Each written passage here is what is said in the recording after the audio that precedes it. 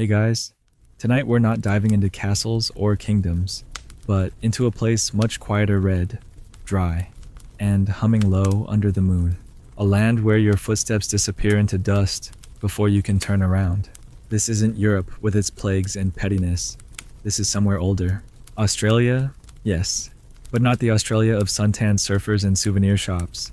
We're going back way back to a medieval world that most maps didn't even bother to draw. And even if they did, it would have been labeled something like Terra Incognita or Here Be Dragons.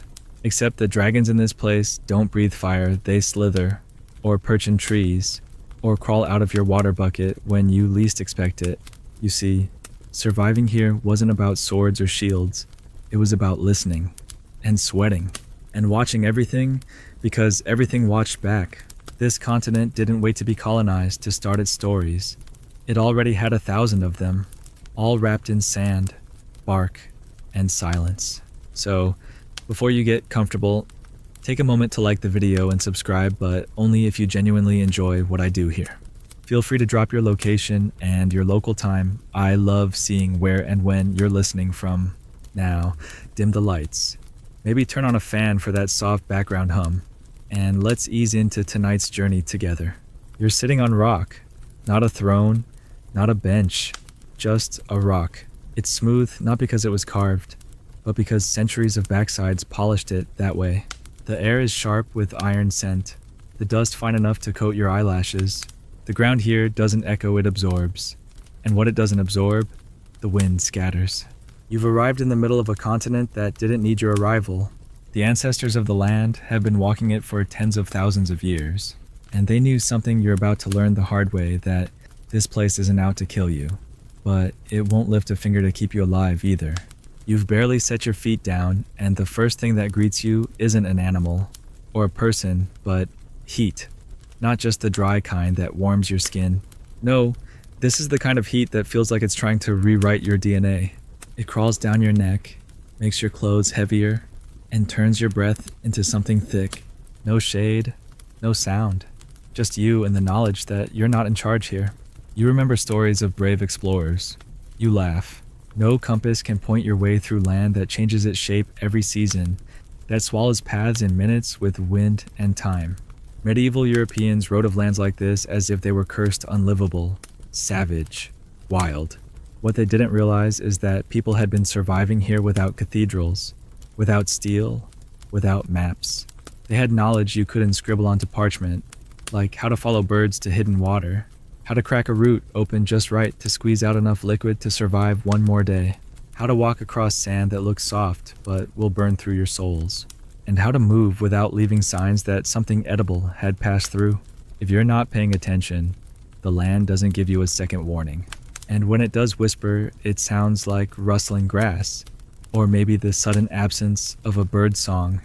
That's usually enough to make anyone sit very, very still.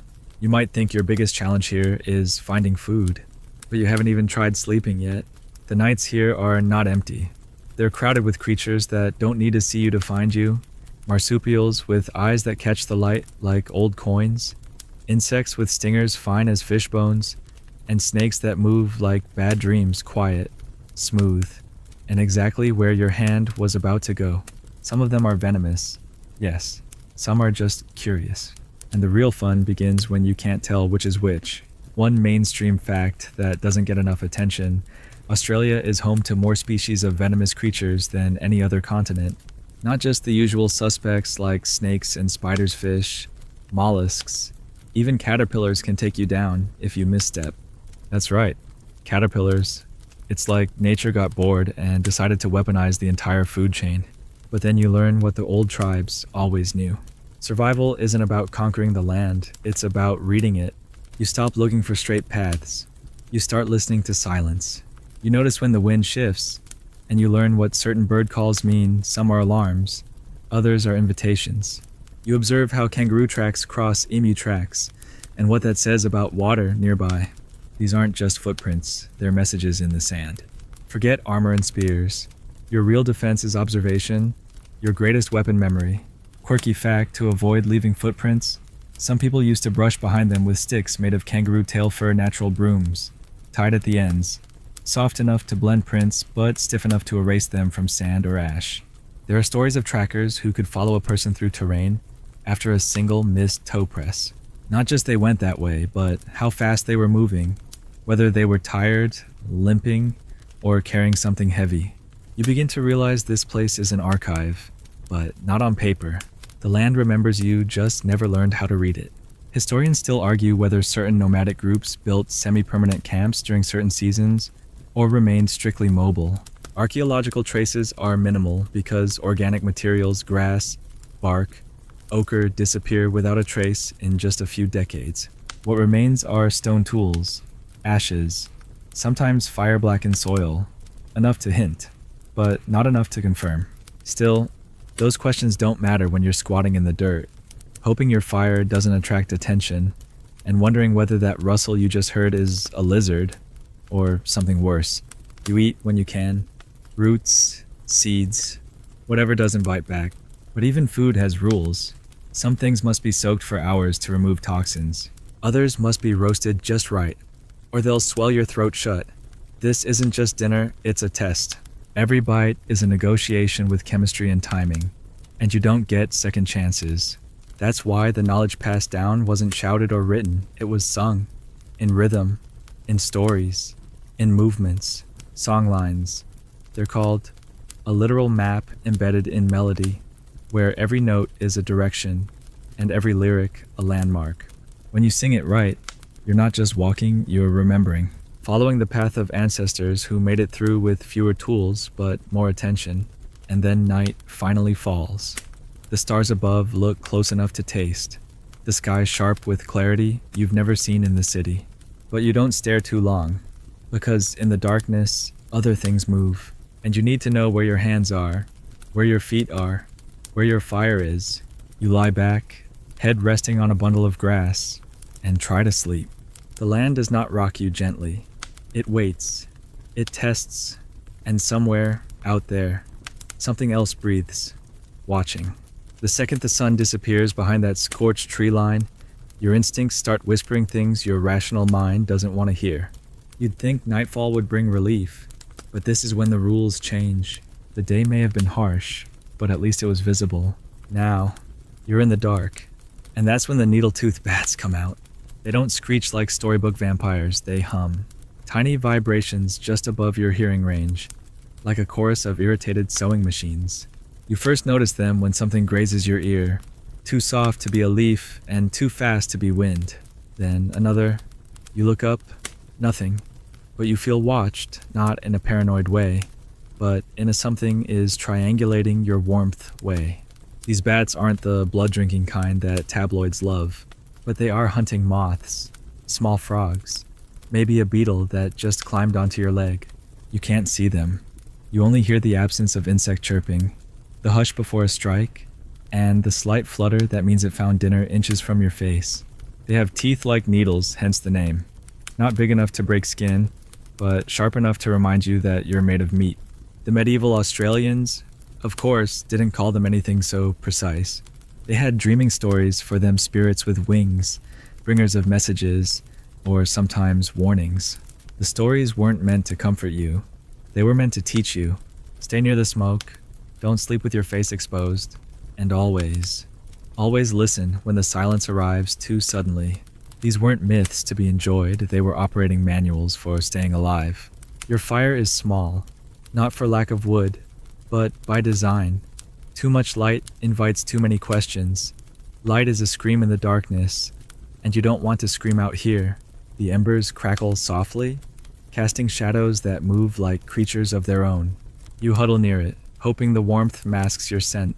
But fire is both friend and traitor. It keeps the cold away, yes, but it also gives your position away to anything flying, crawling, or slithering with better eyes than yours. You sip slowly from a bark cup, the water lukewarm and tasting faintly of earth and smoke. You're not picky anymore. That ended hours ago. One mainstream fact early inhabitants knew that bats weren't just scenery. They were part of the ecosystem's pulse. Bats kept insect populations in check. Entire patches of land thrived or suffered depending on their flight patterns. and certain tribes would track bat migrations to anticipate the arrival of the seasonal rains. These weren't just animals, they were calendars in motion. But tonight, you don't feel like watching a calendar. You feel like hiding from one. A quirkier detail slips in as you shift your sleeping mat closer to the tree base. Some elders believed that if a bat brushed your eyelids while you slept, it would steal your dreams, leaving you confused, lost, or worse, forgetful of important paths. So, in certain regions, they'd smear ash over their eyelids before bed, not for war paint, but as protection. It was said to confuse the spirits, make them think your eyes were already dead. Creepy. Sure, effective. Well, you're considering it right now, aren't you? You lie back, eyes wide to the darkness above. There's a moon tonight, dull and blurry, as if someone smudged it with a thumb. It barely helps. The stars are crisper. They feel more permanent, but then your gaze drifts lower, and you realize something is perched on a branch above you. Not moving, just there. A lump at first. Then it shifts slightly, revealing tiny claws gripping bark. A bat, big one, watching you like you're late to something. Maybe it's waiting for insects.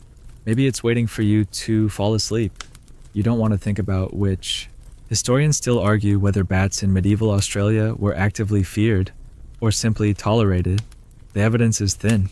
Some cave art suggests reverence wings etched with deliberate symmetry, dots circling heads like halos or fireflies. Others show them alongside serpents and fire, hinting at danger. But interpretations vary. Was it symbolic literal? You're lying under one right now, so your guess is survival over symbolism. There's a rustle behind you. Low and close, you freeze, breathing shallow, not wind, too patterned. You shift slowly, eyes scanning. A goanna lizard, maybe a meter long, shuffles past your firelight. It doesn't care about you, or so you hope. Goannas have claws made for climbing and tongues that flick like accusations. It noses a pile of dried bark, then moves on, dragging its tail in a lazy question mark. You remember something an elder said earlier, if the goannas are moving, the snakes are resting, it's meant to be reassuring. It's not. You try not to think about the possibility of stepping on one tomorrow, or worse, rolling over one tonight. You wrap your arms around yourself and lean into the tree's base. The bark presses your spine in knotted ridges, but you welcome the discomfort. It's proof you're still here. Somewhere in the distance, a series of clicks begins, soft and rhythmic. You freeze again. More bats. No, this is different. Frogs, crickets. No. Human-made. No. Too irregular. You don't figure it out until it ends as abruptly as it began. That's part of the experience here. Not every sound has a name, and not every name has a face. Sleep comes in pieces, not in hours. You drift in and out, eyes fluttering at each crackle, each flap of wings, each shifting breeze. Time becomes soft, stretched like tree sap. You dream of wings and firelight, but mostly you dream of being left alone. The kind of dream that's more wish than narrative. Your body adjusts, your hearing sharpens, you don't relax. Relaxing is for towns with doors. Here, you just become less tense, and that's a win. You've started to learn the pace of this place. Nothing here rushes, except death. Everything else, movement, growth, hunger flows like water underground unseen. Patient, dangerous. The bats are still flying. You can hear them now, not just feel them. Their sonar clicks echo off tree trunks, invisible maps being drawn mid-air. You wonder what your outline looks like to them. A heat signature, a threat, a rock with a heartbeat? You'll never know. But they know. And for some reason, they don't swoop. You take that as a win. Small victories, measured in what doesn't happen. One final thought before your eyes close again. You are part of this now. Not in a poetic way, but in a literal one. Your sweat is on the bark. Your scent is on the grass. Your breath mixes with the fire smoke. The animals already know you're here. The land will remember. And when you move tomorrow, it'll take days before it forgets your presence, or forgives it. Sleep, if you can, but don't let your guard down. The bats don't. You wake up with bark stuck to your cheek and a crick in your neck that feels like it was hammered in overnight. The fire's mostly ash now, but a few embers pulse faintly. like the last whispers of a dream you can't quite remember. The bats are gone, or rather, they've disappeared into whatever fold in the darkness they came from. But don't relax yet. Now it's the ground you have to worry about. You shift your feet and instantly regret it. The soles of your shoes, if you can call this scrappy binding of bark, sinew, and hope a shoe are already disintegrating. You tug one off, examine the layers, and wince. The underside looks like someone tried to grate cheese with it. Welcome to the fine art of bark shoes, an invention born not out of style or innovation, but pure desperation. You wouldn't believe what happens to human feet after a few weeks of walking barefoot across rocks that feel like they were kiln-fired by the sun itself. You need something between you and the land, even if it's just a whisper-thin layer of eucalyptus. Early Australians didn't wear shoes in the European sense, but they did wrap their feet in bark, reeds, or kangaroo hide when terrain demanded it. Bark shoes weren't about protection from thorns. They were about not cooking your feet before breakfast. You learn quickly walk before the sun's up, rest at midday, and never step on shadowed rocks without testing them first. Sometimes snakes curl there, enjoying their version of a cold plunge. You don't want to interrupt that kind of spa day. The bark shoes help with more than just heat. 2, they muffle your steps. A good pair can let you cross a dried creek bed without kicking up more than dust. Bad shoes, they announce your arrival to every predator and prey in a 3-mile radius. And out here, making noise isn't brave, it's an obituary. You sit on a flat rock and try to retie the sinew around your makeshift soles. It's already fraying. You wonder, not for the first time, if you're getting weaker, or if the land is simply wearing you down one layer at a time. Probably both. A loud bird screeches somewhere above, and a cascade of eucalyptus nuts fall nearby. You flinch again, but it's nothing. Just gravity and birds with poor manners. You breathe through your nose and feel the dryness of it, the scratch in your throat, the ache in your lower back. Your body is trying to negotiate with the elements, and the elements are winning.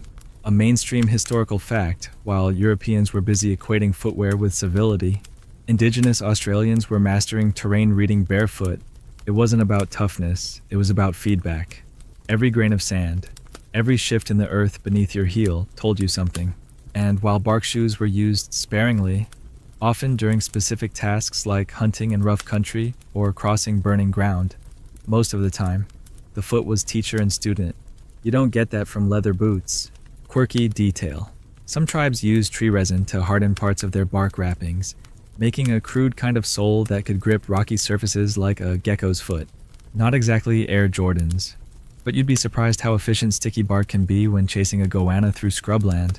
Of course, you're not chasing anything. You're just trying not to limp.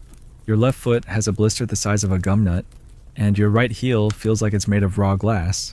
You shift your weight awkwardly and start to walk again, grateful for every leaf you don't step on. There's a path ahead, not a road, not even a track, just a thinning of the brush that suggests something passed through here once, and maybe again after that.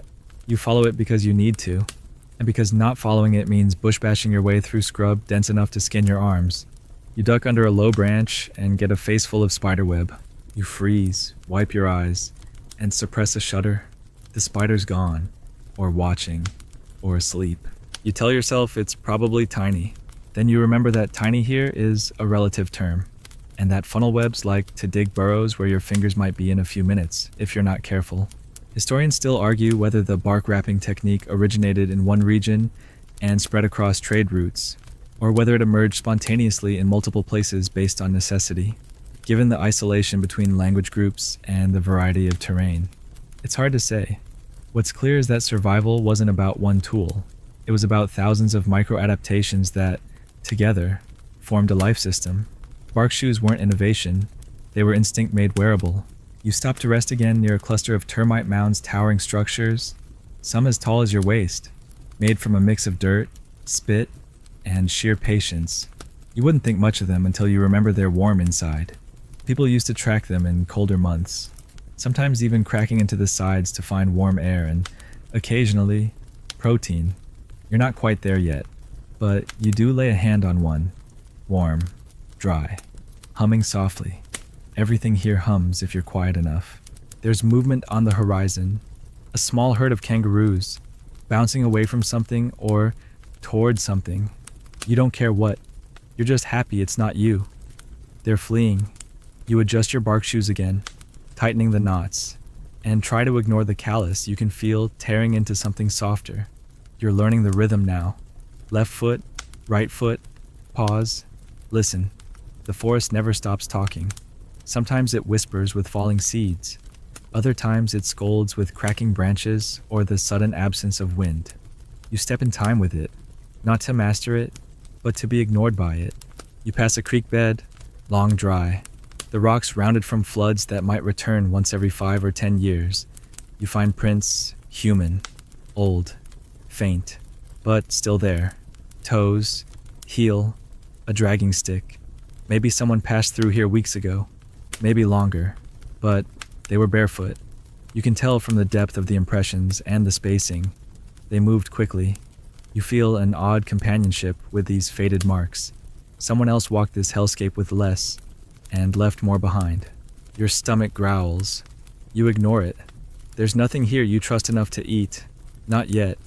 Your water's low. Your firewood is damp from dew, and your shoes are more bark than shoe. But you're alive. The sun is rising steadily now, and with it, the heat. You wrap a cloth around your head, makeshift shade, and press on. Every stone underfoot reminds you that you're not meant to last here. And yet, you do. Step by blistered step. The sun is fully up now. And it's not just hot, it's surgical. The light feels like it's dissecting you, peeling away any illusion of comfort you clung to in the shadows of night. You squint toward the horizon and find no mercy. Just shimmering heat, ripples dancing off red earth like ghosts waving you back. You haven't seen water in hours, and your tongue feels like it's trying to turn itself into leather. And yet, you keep walking, because somewhere up ahead, there's a waterhole. Or at least, there was one, according to the elder who marked your path on a rock with charcoal and quiet eyes. You follow the sign's bent grasses, a certain lean in the trees, the way the birds are circling. That's the trick to finding water here. Not by sight, but by symptom. Nature doesn't give directions. It gives hints. And right now, every hint says you're getting close. Maybe 20 minutes, maybe 2 hours. You pray it's closer, or at least not crawling with something that's already laid claim. When you do find it, it doesn't look like a scene from paradise. There's no glistening pool, no fresh spring bubbling politely over smooth pebbles. It's a depression in the earth, ringed with rocks and blackened roots. At first glance, it looks dry, but when you crouch down and brush your fingers along the cracked clay, you find a moist spot. Not enough to drink, but enough to know you're not hallucinating. You begin to dig, not with tools, you don't have those, just hands, cracked nails, and the heel of your bark shoe. And there it is, slowly seeping water, murky, brown, barely moving, but it's wet. And out here, wet is holy. You scoop a palmful to your mouth and pause. This is the tricky part, because not everything wet is safe. You glance around, noting flattened grass nearby, faint tracks pressed into the mud, webbed, clawed, long tail dragging between them. And you know immediately you're not alone.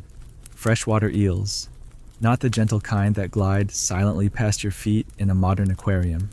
These are muscular, territorial, and old. Older than the stories that warn about them. One flick of the water and they're gone, just a ripple and a shadow where your reflection used to be.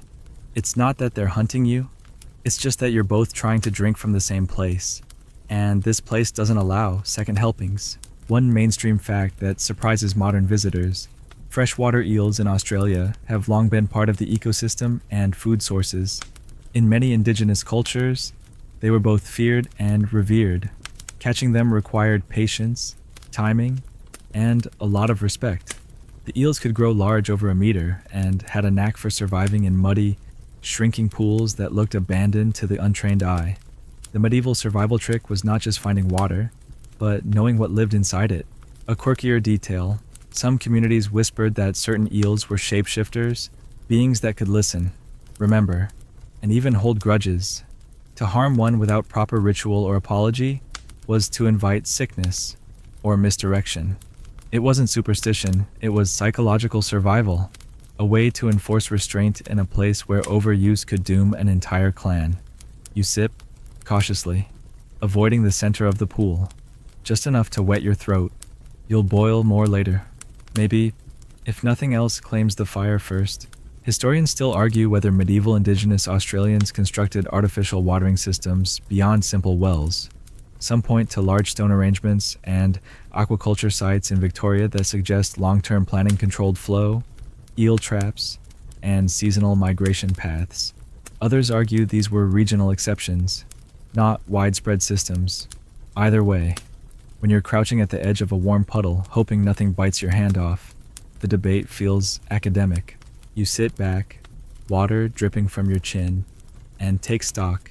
The eels haven't surfaced again, but you feel their presence like a pressure in the air.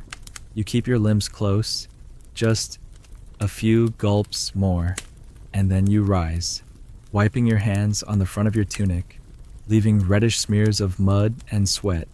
You don't trust this place to let you linger. It's the kind of waterhole that doesn't mind giving, but might take something back if you get greedy. You back away slowly, eyes never leaving the still surface behind you. Dry grass sways in a breeze you didn't notice before. It's cooler here, slightly shaded by overhanging limbs. You settle near a crooked tree, twisted into a shape that looks halfway between shelter and warning. Your bark shoes have held together, barely, but your toes are sore and your heels raw. You think about soaking your feet in the waterhole, but something deep in your gut whispers don't. You listen. Instead, you wrap your feet in scraps of damp cloth, lean back against the tree, and let your mind drift. You think about the creatures who drink from this place when you're not around. Kangaroos. Sure, maybe wallabies, but also monitor lizards, snakes, birds of prey. You remember the story someone told about a man who fell asleep beside a waterhole and never woke up.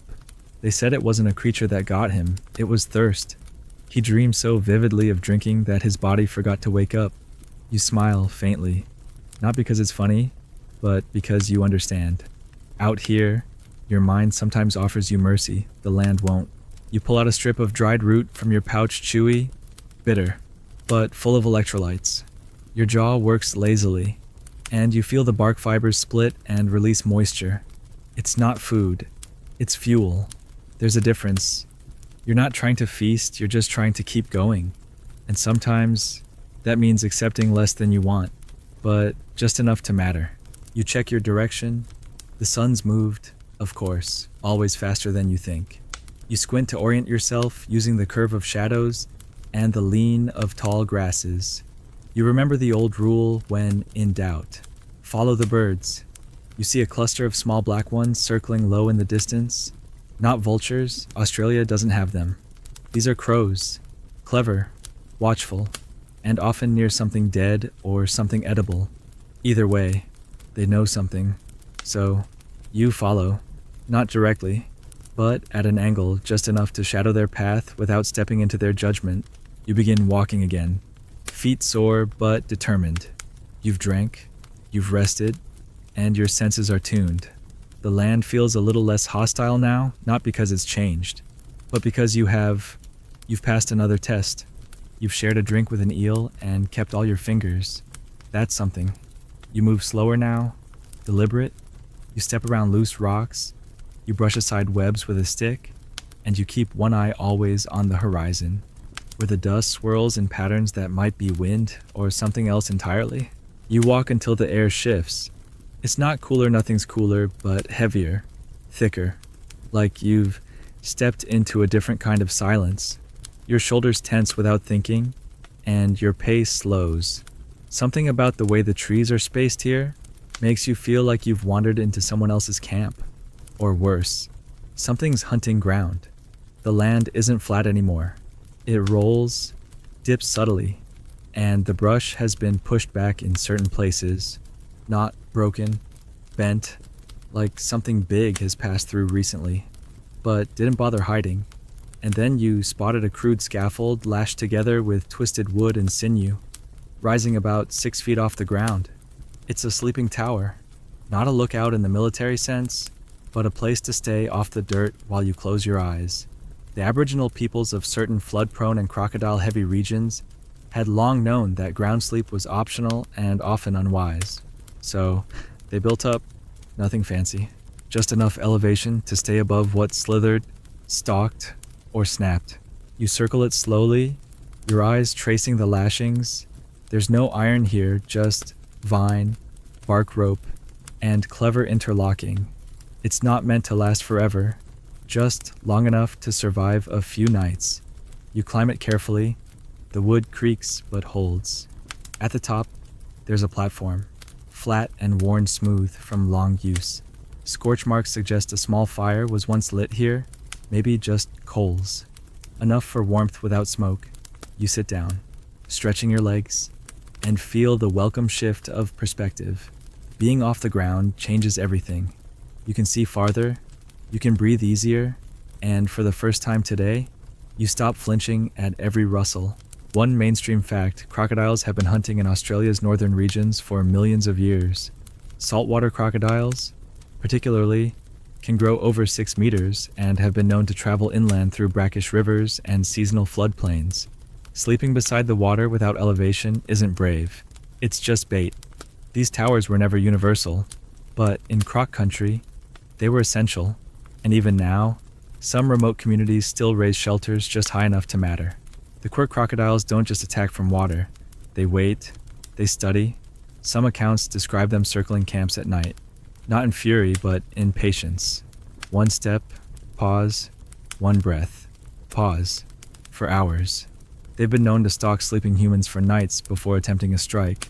That's not instinct. That's strategy. That's why the raised beds weren't just practical. They were psychological shields. Even if a croc never came, sleeping higher reminded you that you were being watched, and that was enough to keep you alert. Historians still debate how widespread these sleep towers were, and whether they were primarily croc defenses or multi-purpose platforms to avoid insects, floods, and snakes. But you're not in the mood for debate.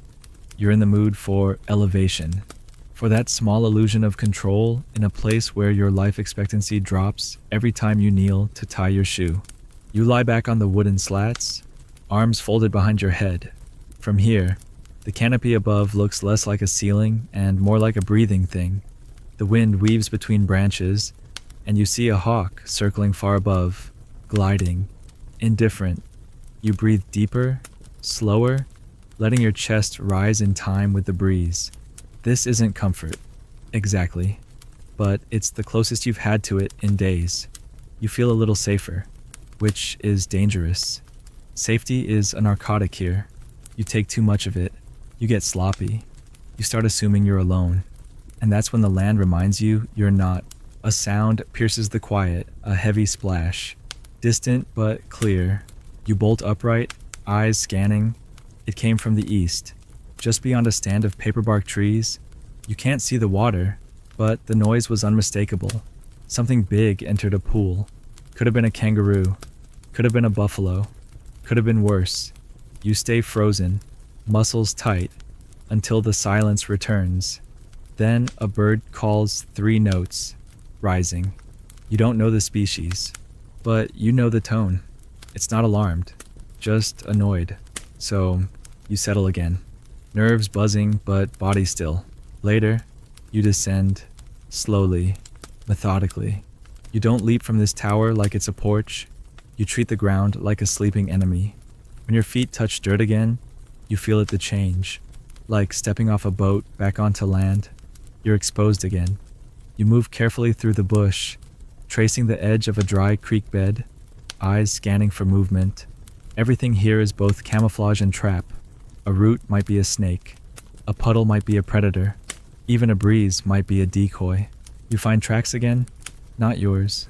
Not recent. But strange. Wide, heavy, splayed claws. Probably goanna. Maybe larger. You crouch, fingers brushing the edge of the print. It's old, dry at the center, but big. Too big for comfort. You keep walking. You don't want to meet whatever made that impression. You hum softly, a habit you've picked up not to entertain, but to echo. Sound tells you when the brush ahead is too thick. or when something reflects it wrong. Then you find another tower, this one collapsed. A mess of branches and broken ropes. A fire pit nearby, long cold. Someone else passed this way once. Maybe weeks ago, maybe years. It's hard to tell out here. The earth reclaims fast. You squat near the pit and stir the ashes with a stick. Charcoal breaks apart easily. No warmth, but you spot something underneath a shard of bone. Clean and pale. Not human. Kangaroo. Maybe wallaby. You're not sure, but it's been cooked. Someone ate here. Someone slept here, and someone left, either by choice or not. You stand, eyes scanning the tree line again. You think of the stories you've heard of people who disappeared out here, not because of violence, but because the land simply swallowed them. A missed turn, a night too cold, a bite too slow to treat, and they were gone. No graves, no markers, just gone. You've never feared ghosts, but this place doesn't make them. It absorbs them. You move again, toward the west, where the ground rises slightly and the air feels thinner. You hope for wind, for a view, for anything that tells you the next few hours won't be worse than the last. You wrap your bark shoes tighter, adjust the cloth across your forehead, and step forward. Above, the hawk still circles unbothered, unreadable. You envy that. The ease, the distance. You remember now what the old tracker told you before you left. Don't try to conquer the bush. It doesn't even notice you're here. At the time, it felt like mysticism. Now, it feels like warning. You aren't the main character here. You're not even a guest. You're a ripple in a puddle. And when you're gone, the surface goes flat again. You walk quietly, slowly, listening to the hush between tree limbs. A breeze picks up. You stop to feel it. And somewhere behind you, maybe far, maybe near, there's a sound. Not a splash this time. Not a rustle. A breath. You freeze. Your pulse quickens. You wait. The sound doesn't come again. But you know better than to assume you imagined it. You tighten your grip on your walking stick. Not for defense, but balance. You keep moving. The sun dips a little in the sky. Not much, but enough to remind you night's coming again. And this time, you don't have a tower. As afternoon leans into evening, the light thickens, turning everything bronze and shadowed like a faded memory. You move slower now, not just from fatigue, but because the land is no longer simply a background. It's a stage with too many traps in the wings. The heat is ebbing, but the tension rises. You've learned by now that dusk isn't a transition, it's an announcement. The day things are going to bed, and the night things are waking up. You pause near a clearing where the earth turns pale with the old ash and fine dust. And you know this place was once a camp, not a village, not a permanent site, just a pause in someone else's journey. You can still smell faint traces of old smoke clinging to the leaves, even though no fire's been lit here in weeks. It's quiet, but not empty. You feel it in the way your skin tightens. This place is being watched, not necessarily by something hostile, but something interested, and that's enough. You crouch and start gathering what you need: sticks, bark, dry grass. Not for shelter, but for smoke. That's the trick out here. Fire doesn't just warm you, it shields you from eyes that don't blink. And tonight, the air is damp enough that the smoke might linger. You remember what you were told: spiders hate it, mosquitoes avoid it, and sometimes, if the wind's right, the snakes slither elsewhere. You don't build a big fire, just a small one, coaxed gently into life. Not for cooking, but for negotiating. You toss in bundles of old spider silk and dried herbs, bush medicine. They call it not the kind you drink, but the kind you breathe. The scent rises in coils, bitter and clean, wrapping around your body like a second skin. One mainstream fact: Aboriginal Australians use smoke not just as a tool, but as ceremony, for cleansing, for guidance, for transitions between places both physical and spiritual. Smoke was a language, a signal. It told the land you were here. It told the creatures that you knew the rules, but more practically, it told the insects to go away. Out here, Bugs aren't just an annoyance. They're a hazard. Some bite, some lay eggs, some simply drive you mad with their persistence. Smoke doesn't solve the problem, but it slows it down, and that might be all you need. You fan the smoke around your body, into your shoes, across your arms. You wave it over your bedding, just a roll of grass and cloth, and then you watch it drift upward. Above you, the sky's turning indigo, and stars are beginning to poke through like pinholes in a curtain. You hear the first chirps of nocturnal insects and the low hum of something larger, maybe a frog, maybe not. This is the hour of guessing. Every sound has a dozen meanings. A snap could be a twig breaking or a jaw closing. A whisper of grass could be wind or a tail. You don't ask questions out loud. You just listen. A quirky detail in some regions.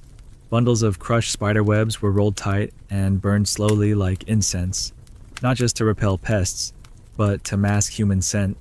The belief was that certain animals, snakes, for instance, could track breath before they tracked movement. So smoke wasn't just about visibility, it was camouflage. A soft veil between you and what would rather you weren't here. You add another bundle to your fire, careful not to overfeed it. Too much smoke draws attention, too little, and you might as well sleep naked in a nest of ticks. Historians still argue whether spider silk was harvested intentionally or simply scraped up in passing. Some oral traditions suggest children were taught to collect it delicately with sticks or leaves, storing it in bark bowls. Others say it was incidental, just part of the bush detritus that got used because it was there. Either way, when you're sitting in the dark with webs burning at your feet and the smell of eucalyptus wrapping your shoulders, you don't really care about the origin story. You care that the spiders stay out of your ear tonight. You close your eyes for a moment, not to sleep, but to rest your vision. The firelight dances on the inside of your eyelids. You count your breaths, 10 in, 10 out. Your body is learning to shut down in pieces. First the shoulders, then the jaw, then the muscles behind your eyes. Your legs ache, but in a distant way now, like they belong to someone else. You feel the beginnings of sleep around the edges of your mind, soft, hesitant, like a shy animal approaching camp. But then a pop in the fire snaps you back. Not fear, just habit. You can't afford deep sleep. Not yet. A breeze stirs. You welcome it, brief relief from the sticky air and the prickling sense that something might be crawling across your shoulder blades. But the breeze brings new sounds. Leaves rustling overhead, a low moan from a tree settling in the cooling air. You shift to face the wind, letting the smoke push outward like a slow-moving shield. The scent clings to you, earthy and sharp. Your nose itches. You resist scratching. That's how spiders win. You think, briefly, about home, wherever that is. A place with walls, with glass windows, with clean socks. You smile at the absurdity. Socks. What a luxury. What a laughable extravagance.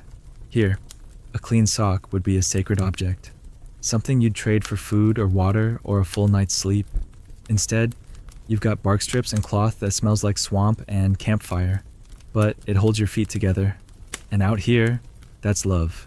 You lie down, careful to keep one arm draped across your pouch, your stick within reach.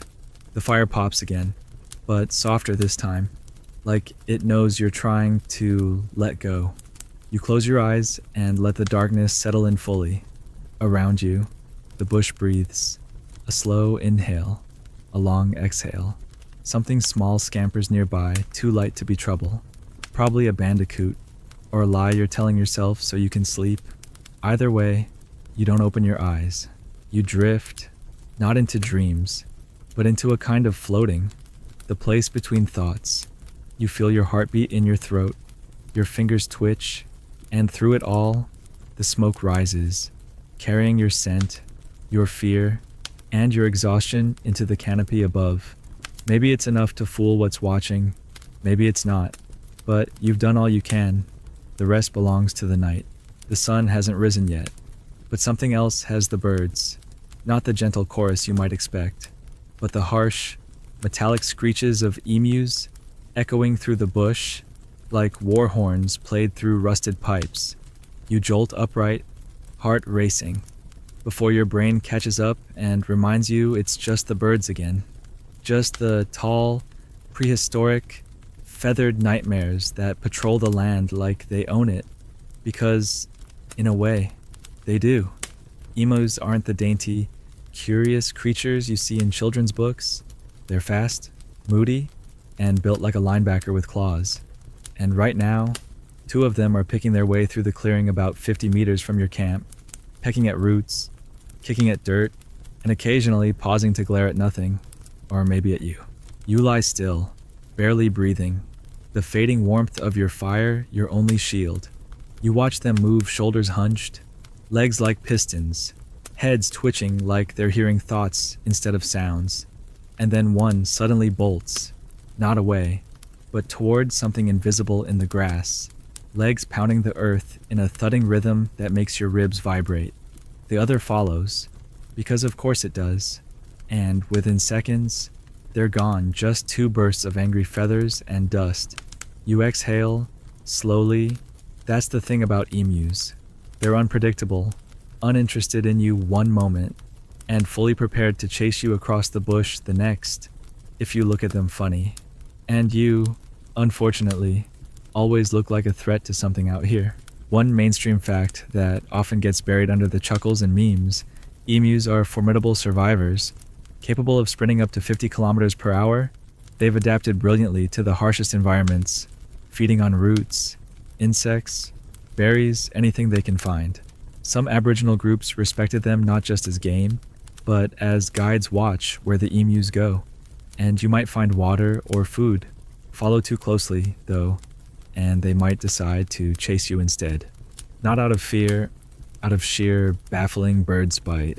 A quirky detail some stories tell of emus that circled camps for days, not attacking, not fleeing, just watching.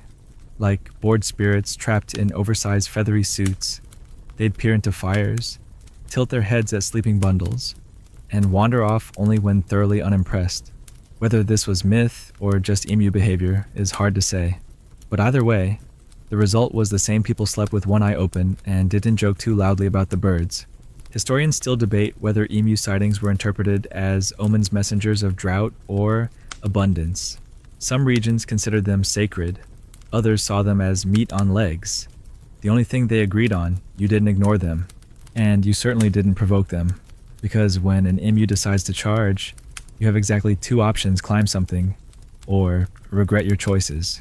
You pack up your things, careful not to leave anything that smells like food.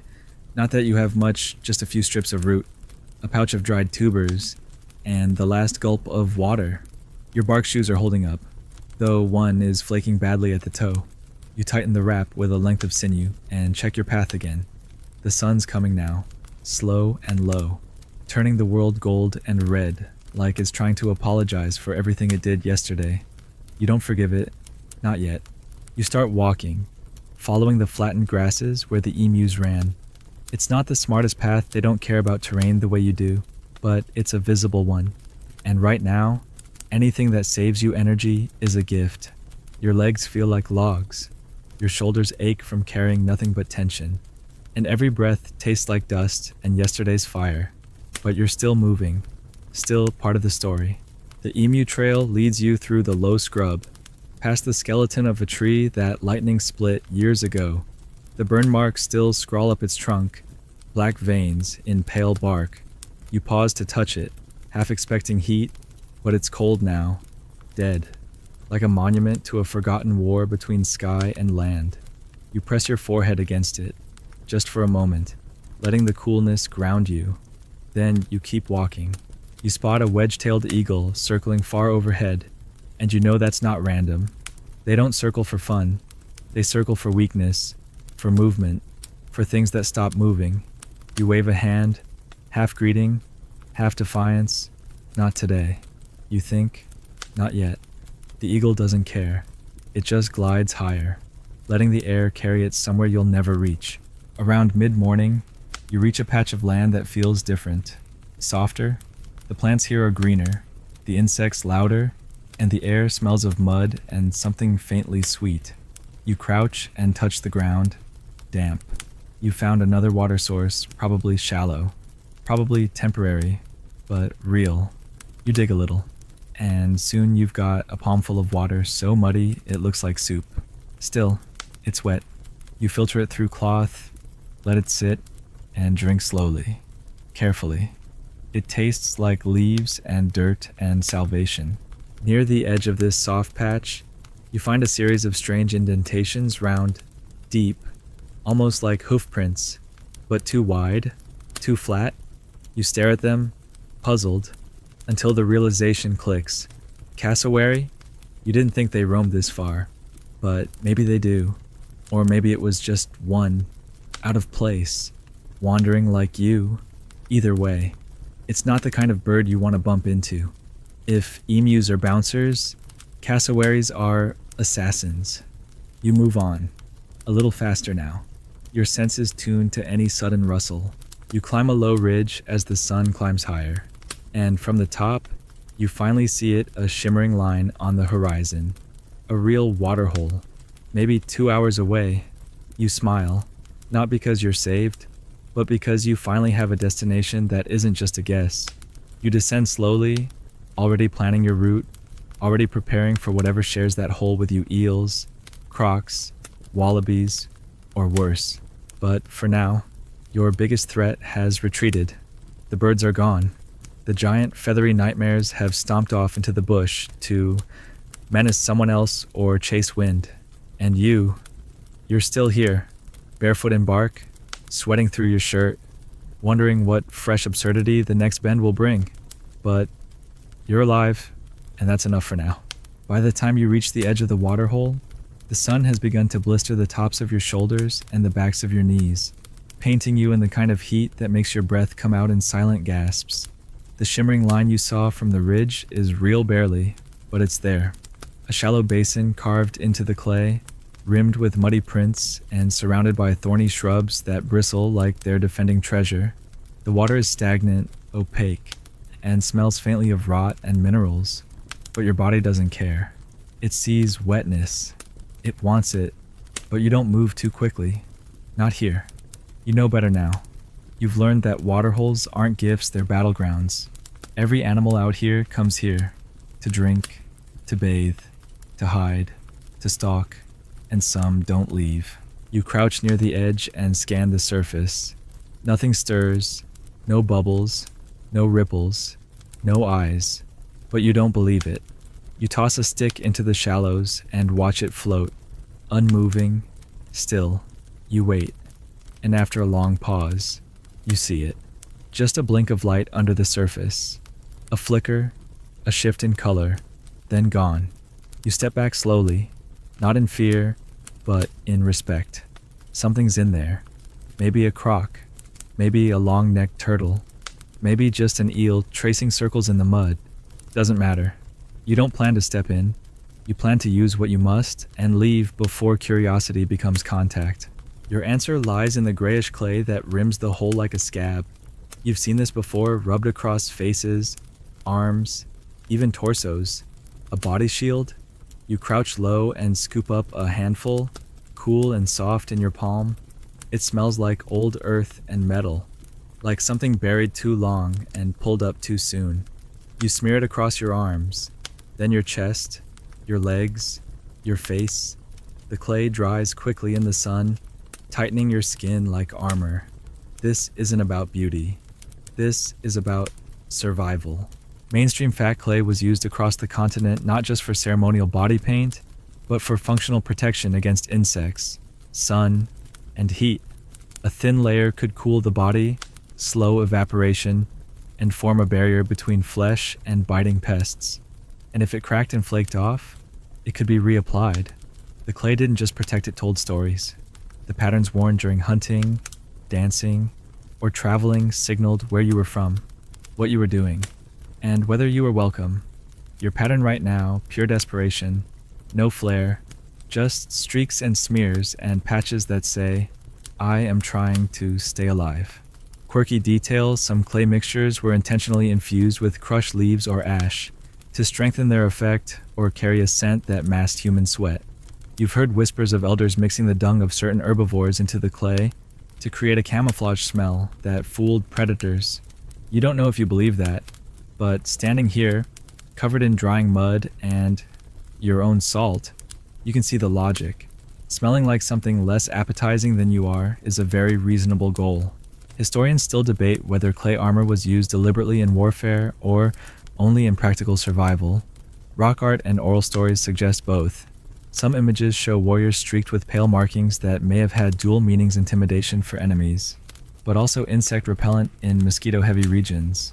Function and form, one never wasted effort in the bush. If something could mean two things, it did. You crouch again and look into the water, still no movement.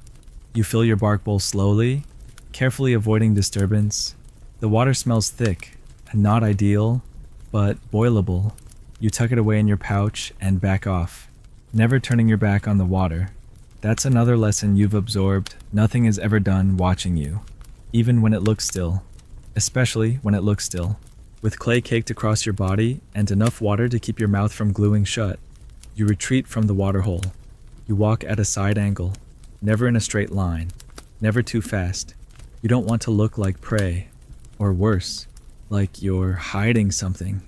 You duck beneath the shrubs that claw at your shoulders and head toward a ridge where wind stirs the trees just enough to make you feel like you're not alone in the good way. This time, you pause beneath the tree with gnarled roots exposed like skeletal fingers and sit. You let the clay dry. It cracks around your joints, flakes off your arms, but enough remains. You can feel the temperature difference. Your sweat doesn't evaporate. It lingers, cool beneath the armor. You scratch absent-mindedly at your shin and watch a fly land on your knee, then slide off like it's unsure you're alive.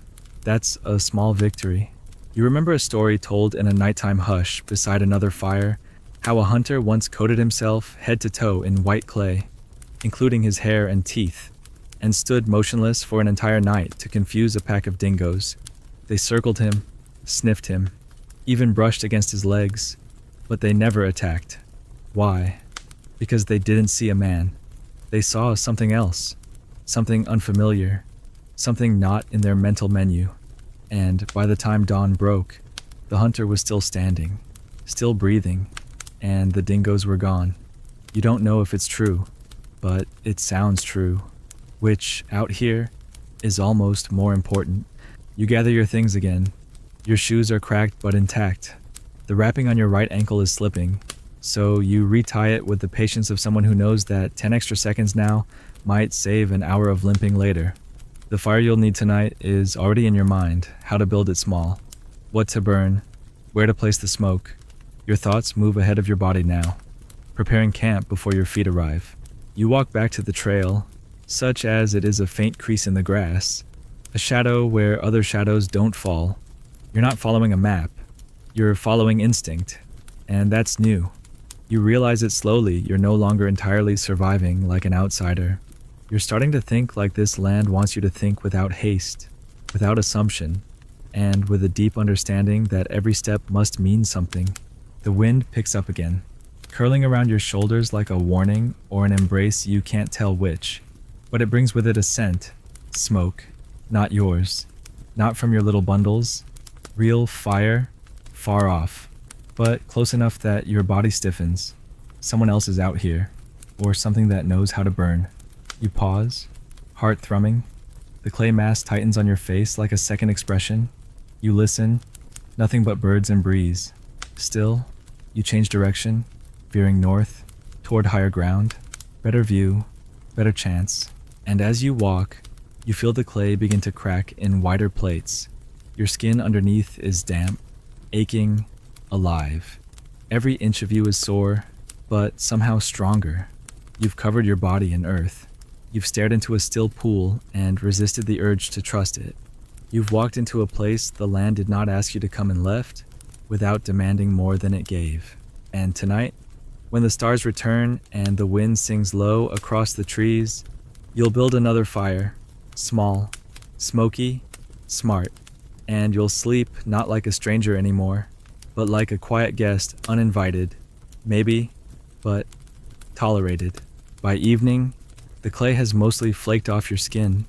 leaving faint gray smudges that cling in the hollows of your elbows and behind your knees like ghost stains, soft as old memories.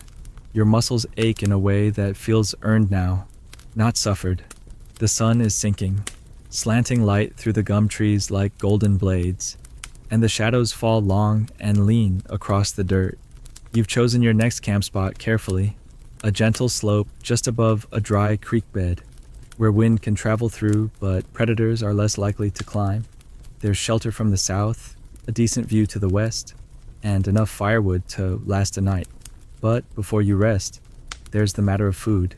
You haven't eaten properly in 2 days, and the roots in your pouch have gone soft with moisture and fatigue. You need protein, something alive, or something that used to be. That's when you start digging, not for meat exactly, but for grubs. The earth is soft near the base of a fallen tree, its wood silvered by age and hollowed by time. You kneel beside it and begin to prod the base with a sharpened stick, prying gently into the roots. And there it is, the unmistakable squish of something moving in wet wood. You dig faster, scraping back bark, and soon you spotted a thick, pale, writhing mass the size of your thumb. A witchetty grub, fat, blind, defenseless. Dinner. Mainstream fact, the witchetty grub has been a staple of traditional indigenous diets for millennia.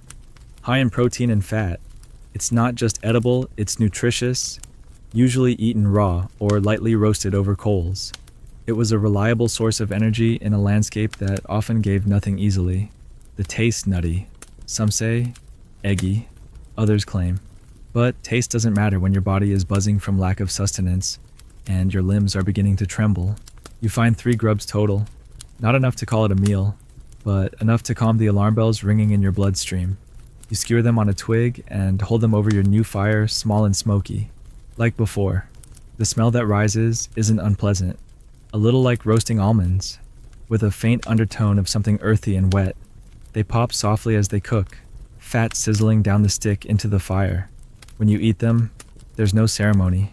You chew quickly, not letting your tongue argue. They go down easily, sliding into your stomach like warm, weird reassurance. You feel better almost immediately. Not full, not comfortable, but better. A quirky detail not many outside Australia know in some regions. Witchetty grubs weren't just food, they were medicine, believed to cool the body, soothe internal burns, even heal ulcers. Their fats were used as balm on cracked lips or rubbed into wounds to encourage healing. Elders taught children not just how to find them, but how to thank the land when they did. You murmur something, half habit, half hope, just a soft breath of gratitude into the fire. Not a prayer, exactly. More like a whisper to the dirt. Historians still argue whether certain tribes specialized in grub foraging seasonally, or if it was always a backup food in lean times. Evidence suggests both. Some painted them in cave art, often near water or trees, perhaps indicating abundance. Others left only middens, heaps of discarded shells and bones where grubs were part of the meal but not the focus. Regardless, they were a survival staple, and right now, they're your lifeline. As the fire settles into coals, you stretch out your limbs and settle back against a sloped root. The stars return, brighter than ever, and the moon is still just a sliver more suggestion than shape. Night creatures begin their chorus again. You recognize the click of frogs, the distant bark of something canine, and the high chitter of possums arguing in the treetops. It's not exactly relaxing, but it's familiar now. A kind of rough lullaby. You shift, listening, not just with your ears, but with your skin, your breath. The bush teaches you to hear differently. Then an itch, not a metaphorical one, a literal one, on your ankle. You scratch absently, then more urgently, another on your wrist. You sit up and look, tiny red dots, raised, swelling slightly. You curse under your breath quietly, but sincerely, mosquitoes, or something like them. They've found you. Again, you reach for your pouch and pull out a small lump of crushed leaves wrapped in cloth. You unroll it carefully. Inside is a paste dark green, bitter smelling, and oily. You smear it across the bites, then dab it on your neck, your arms, the backs of your knees. The stinging eases, slightly. The concoction is bush medicine made from tea tree, eucalyptus, and ash. One of the elders gave it to you with a grunt and a nod, as if handing over a secret you hadn't earned yet. You're grateful now. This paste won't stop the bugs, but it'll make your skin a little less appetizing. Maybe. Nothing out here works perfectly. Everything's a trade. Less sting, more smell, less bite, more camouflage. You're a walking bundle of compromises, and just as you begin to relax again, you hear something new, a rustling. Not the scampering of a possum, not the slither of a snake, something heavier, slow, rhythmic. You freeze, heartbeat thudding. You reach for your stick, grip it tightly, and peer into the dark. The sound stops, then resumes. Closer. You don't breathe. Don't blink. Then a shape appears low to the ground, wide-bodied, moving deliberately through the underbrush. A wombat. You exhale in a mixture of relief and something close to embarrassment. The wombat shuffles past your camp like a disgruntled neighbor, ignoring you entirely. Its body is barrel-shaped, its legs stout, and its expression permanently unimpressed. It pauses, sniffs once, then continues on, uninterested. You let your hand fall from the stick and shake your head. This is what survival does. Even the soft things seem like monsters when your nerves are tight enough to snap. The fire has burned low. You feed it one last small stick and roll onto your side. Wrapping your arms around your chest, the night air is cool now, carrying moisture and smoke and the faint tang of roasted grub. Your body settles. Your mind doesn't. It flits and hums and reviews every sound, every shadow, every bite on your ankle.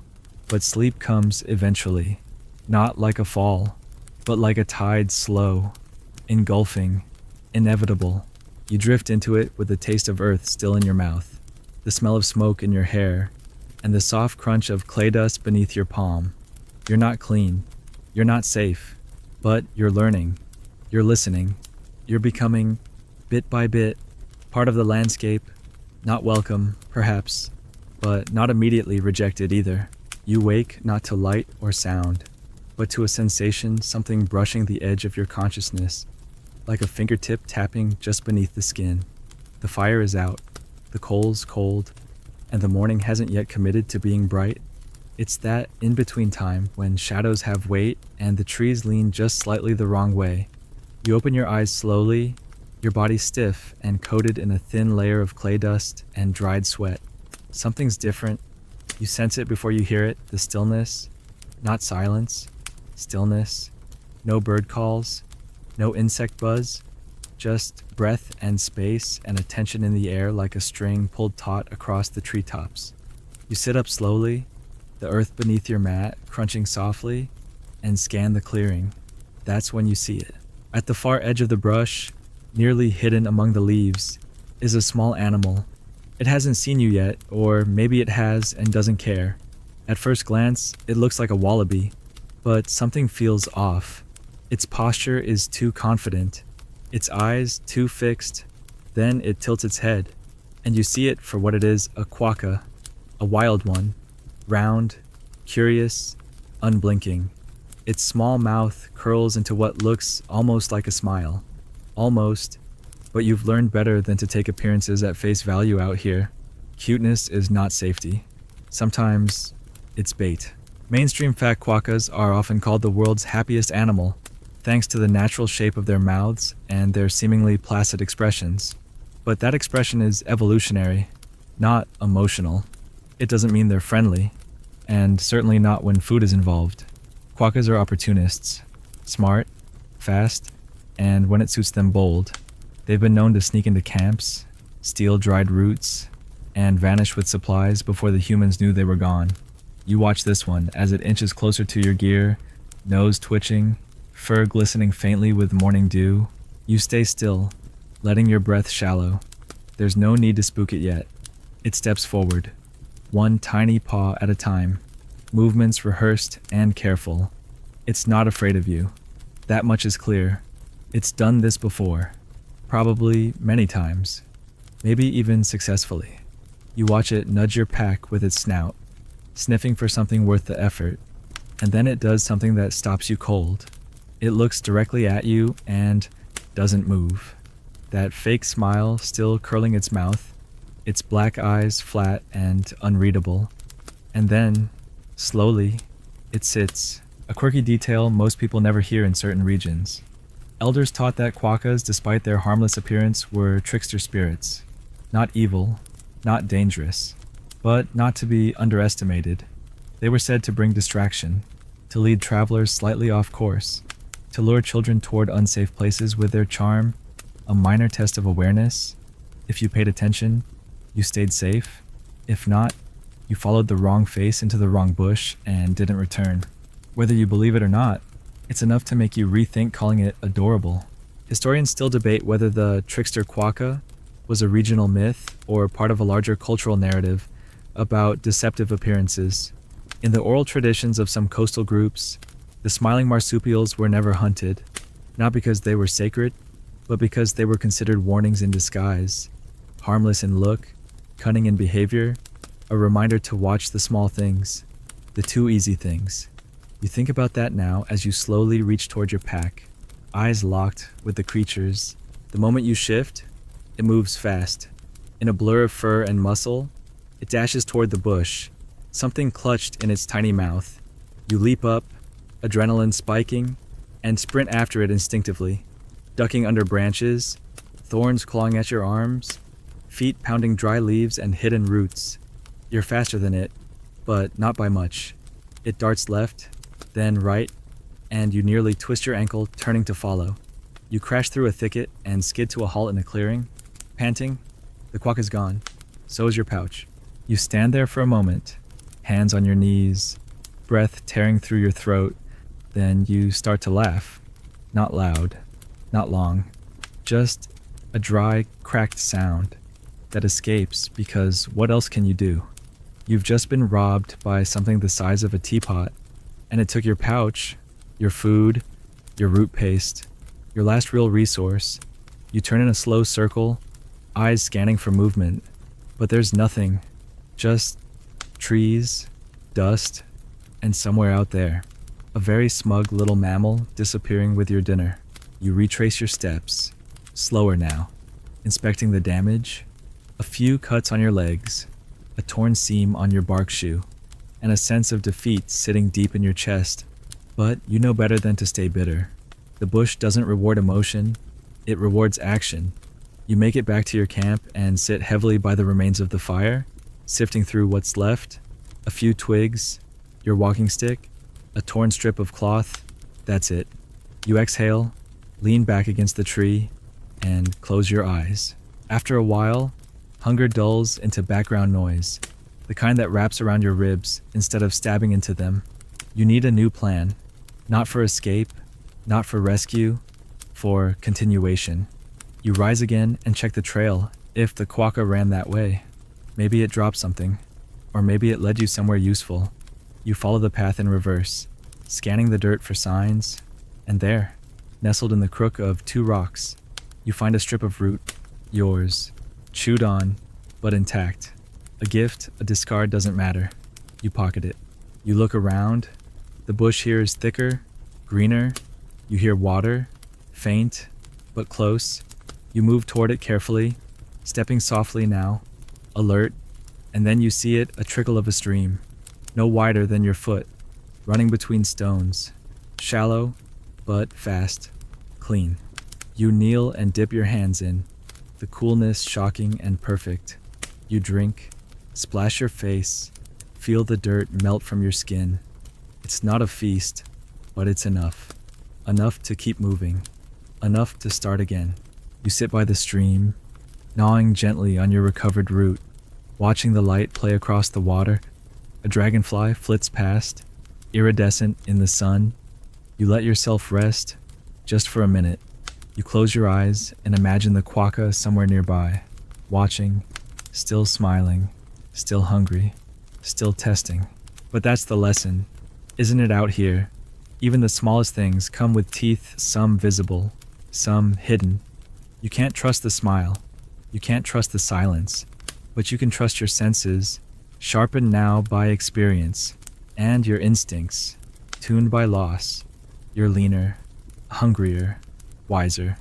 The bush hasn't welcomed you, but it's stopped pushing back as hard. And for now, that's enough. The stream winds lazily between crooked stones, its whispering trickle the only soft thing you've heard in days. And for a while, you sit beside it, knees drawn up, arms resting atop them, chewing the last of your salvaged root with slow, grinding patience. The water is so clear it feels imaginary, like it doesn't belong here, like it slipped in from another world by mistake. You run your fingers through it, letting the current pull away the grime from your palms, watching bits of old clay and sweat and quagga-scented failure drift downstream. For a moment, the illusion of peace holds. Then your jaw tightens, because peace is never free in this place. Your body may be resting, but your ears still scan, your eyes still twitch, and some primitive part of you keeps its grip on the stick at your side. Rest is a luxury you've learned to rent by the minute, and the rent's always rising. The air is warmer here, but not in the burning way. It's damp, humid, the kind that makes your clothes cling and your breath feel thick. Around you, the vegetation changes subtly greener, denser, with ferns unrolling like tongues from the base of moss-covered rocks. You've entered a different zone, something semi-tropical. Perhaps a microclimate hidden in a bend of land that cradles just enough moisture to bloom. It's beautiful, yes, but also more dangerous. More life means more eyes, more teeth, more things that crawl and sting and hiss from beneath glossy leaves. You take another sip from the stream, fill your bark cup, and rise carefully. The weight of water reassuring, but also precarious. You've lost enough supplies to know never hoard, never rush, never assume the next source is waiting. As you climb a short slope, your foot catches on something hard just beneath the leaf litter. You pause, bend down, and brush it clear. A stone, smooth, flat, blackened on one side. Firestone.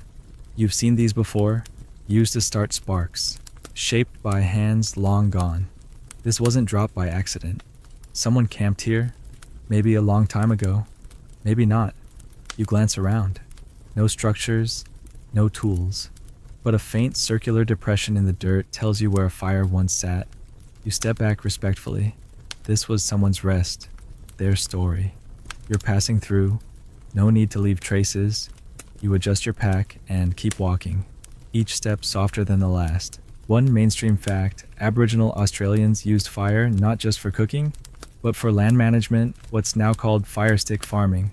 Controlled burns cleared undergrowth, encouraged new plant life, and created open corridors for hunting. Fire was not destruction, it was a scalpel, and it left behind tools like this firestone, waiting quietly in the soil, forgotten but still sharp. You carry the stone for a few minutes, just feeling its weight, then place it gently on a nearby rock as you pass, like returning a borrowed thought. A quirky detail. Some fire starters were passed down through families for generations, not because they were rare, but because they held memory. The surface would wear smooth from hundreds of strikes, the edges chipped just so, like fingerprints. In some communities, fire was believed to remember the hands that made it. To strike a spark was to call back every fire that came before. You think of that now, your own tiny flames flickering in memory smoke, rising from past nights, curling into nothing. Historians still argue whether fire use was purely functional or deeply spiritual. Most likely, it was both. As with so many things here, the line between tool and ritual blurs. Fire to cook, fire to guide, fire to cleanse, fire to speak, and always, fire to survive. You think of your little campfires, your smoke bundles, the dancing shadows that kept you sane when the bush pressed too close. You're not a fire maker in any ceremonial sense, but you're a firekeeper now. In the quiet, desperate way of anyone trying to last another night, the path narrows again, then vanishes. You push through vines and low branches, feeling the moisture rise, and then your foot sinks. Not far, just a few inches, but enough. You freeze, heart punching your ribs. You shift your weight back slowly, slowly, until you're free. You crouch and look, Mud, deep, sticky, dark as ink. You were 2 steps from a bog, maybe worse. You touch it lightly, cold, slick, the kind that swallows. You move away fast but quiet, heart still thumping. Another lesson learned. Water gives life. It also hides traps. You skirt the edge of the wetland, noting animal tracks, some bird-like, some hoofed, and one that makes you stop. A clawed print, long and narrow. Reptilian, maybe monitor lizard, maybe something with a longer name and a nastier temper. You move faster. Up ahead, the trees open slightly, and you find yourself looking down into a shallow basin, ringed by pale rocks. In the center, a patch of wildflowers blooms gold, red, violet, bursting from the earth like a secret garden. You stare, surprised, not just by the color, but by the timing. This far in, this deep in the survival mindset, beauty feels like a hallucination. You step closer, half smiling, then stop again, because the flowers are untouched. No trampled petals, no bent stems, no signs of animals passing through, which means they're either poisonous or sacred. You crouch, eyes scanning the plants, no smell, no hum of bees, nothing feeding here. You don't touch them, you don't step closer, you just watch, quietly, letting the color soak into your vision like something forgotten. In another world, maybe you'd pick one, tuck it behind an ear, offer it to a child, but here, now, in this place, you just nod and move on. You climb a ridge to the north and stop to rest beneath a sandstone overhang. The wind up here carries dust and the scent of something distant, smoke again? Maybe, or just your memory playing tricks. The land plays with time like that. You sit in the shade, chewing a bitter leaf to dull your thirst, staring out across a sea of trees, every branch a story, every shadow a name. You don't speak, there's no one to hear it, but you think of all the people who've passed through this place before you, some who left marks, others who left none. And in that moment, something shifts, not in the air, not in the bush, but in you. You realize you've stopped counting the days. You've stopped measuring distance in miles. You've started measuring it in footsteps, in how your breath changes, in how long it takes for the sun to cross the space between your shoulder and your shadow. You're not navigating anymore. You're absorbing. Even the bugs on your arms feel less like enemies and more like reminders. You're still edible. You're still here. And somehow, despite the heat, the hunger, the loss, the theft, the mud, you're still walking. Not because you're strong, not because you're wise, but because something in you refuses to stop. Maybe stubbornness, maybe instinct, maybe some quiet thread of will you didn't know was sewn into your bones until now. You close your eyes, letting the wind press its rough fingers into your scalp, and you whisper the truth the bush has been telling you from the start. Survival isn't about beating the land. It's about letting the land reshape you into someone who belongs here, even if just a little. You descend the ridge as the light begins to sharpen again. That harsh midday angle slicing through the bush in pale beams that show everything and hide nothing. The wind has died down. The world feels exposed, raw, like it's waiting for something to happen. And as you step carefully over a patch of cracked red earth, you begin to notice a shift beneath your feet. The ground is harder here, more brittle. You pause, crouch, and touch it with your palm. Warm. Yes, but more than that. It flakes, crumbles in layers like old pastry. You dig gently and find a thin crust over soft, damp soil beneath. Odd. Too damp for the dryness of the air. You sniff the earth and catch a hint of rot. Then you see it a trickle, barely visible, curling through the ground like a buried thread of ink. Water, but not from above, from within. A spring, maybe, or something else entirely. And you realize you're standing near one of the most dangerous blessings this land can offer, subsurface moisture hidden beneath false ground. You step back, slowly, because the earth that holds water can also give way without warning. You circle wide, keeping the cracked crust to your left, and scan for more signs. And that's when you notice a hollow depression. Not deep, but smooth too smooth for random erosion. Like something once lay here, slept here, died here, or all three. You crouch and brush the edge with your fingers, careful not to press down. It's soft, recent. The memory of movement lingers in the shape of it. You don't know what made it. You don't want to. You rise and move on. Faster now. Mainstream fact parts of Australia are crisscrossed with dry creek beds and underground aquifers that vanish and reappear depending on the whims of rain and fault lines. What looks like desert can become a swamp in an hour, and what looks like safe ground can swallow you before you have time to shout. Aboriginal trackers learned to read these signs over generations.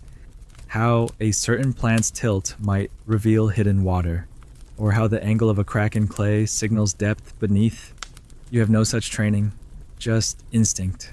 An instinct, while often late, is rarely wrong when it finally speaks. You pass another patch of curling grass, yellow at the tips, and catch a flash of movement, something darting through the undergrowth ahead. Low, fast, not a kangaroo, not a possum. Too smooth. You freeze, heart racing, and wait. Silence. Then a rustle, and you see it. A monitor lizard, goanna, nearly 4 feet long, with skin like rippled leather and claws like dried bone. It stops, lifts its head, flicks its tongue once. You don't move. Neither does it. The air between you feels charged, like a dare held between clenched teeth. Then it blinks slow, lazy, and turns, vanishing into the ferns like it was never there. You breathe again, only then realizing how tightly you'd been holding your muscles. A quirky detail about goannas in some traditions. They were thought to be messengers, silent observers who appeared when something important was about to change. They were rarely hunted, partly out of respect, partly because they were clever, fast, and nearly impossible to corner unless you knew their burrows. Their flesh was fatty and rich, their tails considered delicacies, but you're not thinking about food now. You're thinking about why it stopped to look at you, and why it left. Not out of fear, but maybe as if it had finished what it came to do. Historians still argue whether goannas were bred into ritual cycles, appearing in dreaming stories not just as animals, but as ancestors. Their tracks, too, were sacred in places sometimes marked, sometimes followed, sometimes avoided entirely. You wonder if you've stepped onto such a path, and if so, whether you're allowed to be here. The land, as always, doesn't answer, but it doesn't push you away either. You push forward, careful with every step. The ground remains strange, soft in places, brittle in others. Then the terrain changes again. You reach a dry creek bed, narrow but deep, carved into the land like a gash. The walls are steep, and the bottom is littered with smooth stones, sun-bleached and heat-humming. You slide down, boots scraping against dust and root, landing hard but upright. Here, in the shade of the banks, the air is different, cooler, damp. You find a flat rock and sit, letting the heat drain from your skin into the stone. You drink slowly from your bark cup, half full, and think about what comes next. You scan the stone-littered bed for clues, animal tracks, faint, some bird, probably, a snake's slither, maybe, and there on the far side a series of marks, shallow but deliberate, not scratches, symbols, painted in ochre long ago. They've faded, nearly dust now, but you can see the echo of lines, curves, a circle broken at one edge. You reach toward it, fingers hovering just above the stone, and stop. This is not yours to touch. You back away, head bowed not in reverence exactly, but in recognition. Something happened here. Maybe a warning, maybe a map. You leave it be. Climbing out of the creek bed is slower. The walls crumble easily, and you have to wedge your toes between roots to pull yourself up. Your arms shake by the time you reach the top, sweat dripping from your chin. You rest only long enough to catch your breath. Then you walk again, forward, always, even if the direction isn't clear. As the afternoon deepens, the world sharpens again, the light turns hard, the shadows shorter. You reach a patch of scorched earth, circular and blackened charcoal shards underfoot, half-burned branches still arranged in what was once a fire structure, a recent camp, maybe days old, maybe more. You crouch, finger the ash, cold, lifeless. You scan for tracks. None. Just the faint indentation of something heavy, having once been here. A swag. A body. You don't know. You don't linger. The quiet thickens again. No birds, no frogs. Just wind sliding through dry bark. Then another sound. Sharp, sudden. A footstep. No. A stone dislodged. You crouch instantly. Breath held. Eyes darting. But there's nothing. Just your heart pounding too close to your ears. You wait. Listen. The silence continues. And somehow, that's worse. You rise slowly and walk on, but your shoulders remain tight, your pace more cautious. Eventually, the land opens again, a wide clearing, ringed by trees bent inward like they're conspiring. In the center, a ring of stones, not natural, not random. You pause at the edge. Something inside you resists. You don't step into it. You sit instead, just outside, back against a fallen log, and let your legs stretch out into the dirt. You eat a scrap of dried leaf, not because you're hungry, but because chewing gives your nerves something to do. The sun dips lower. Light stretches long and strange. You close your eyes just long enough to see the afterimage of the goanna in your mind, watching, turning, leaving. You don't know what it meant, but you remember it, and that's enough. Another mark on your memory. Another whisper from a land that never raises its voice but still finds ways to be heard. The next morning doesn't arrive so much as unfold quietly, like a sheet being drawn back from a sleeping body. The sky goes pale, then blue, and the bush exhales as if it's been holding its breath through the night. You're already awake. You didn't really sleep, more like you drifted on the edge of unconsciousness. One ear always turned to the underbrush, one eye flickering open at every rustle, but somehow your body feels steadier. You rise slowly, bones creaking, muscles groaning like old rope pulled too tight, and you stretch beneath the low arch of a twisted ironbark tree, watching the light move like liquid across the forest floor. The ring of stone still sits silent behind you, and you don't look back at it as you leave. Whatever that place was, meeting ground, burial site, camp of ghosts, you stepped around it. You didn't disturb it. And that, you suspect, is the only reason you're walking away now, with your shadow still attached. You move through the brush with a kind of practiced quiet now, a rhythm that wasn't there when you first arrived in this brutal stretch of land. Your feet no longer clomp, they place.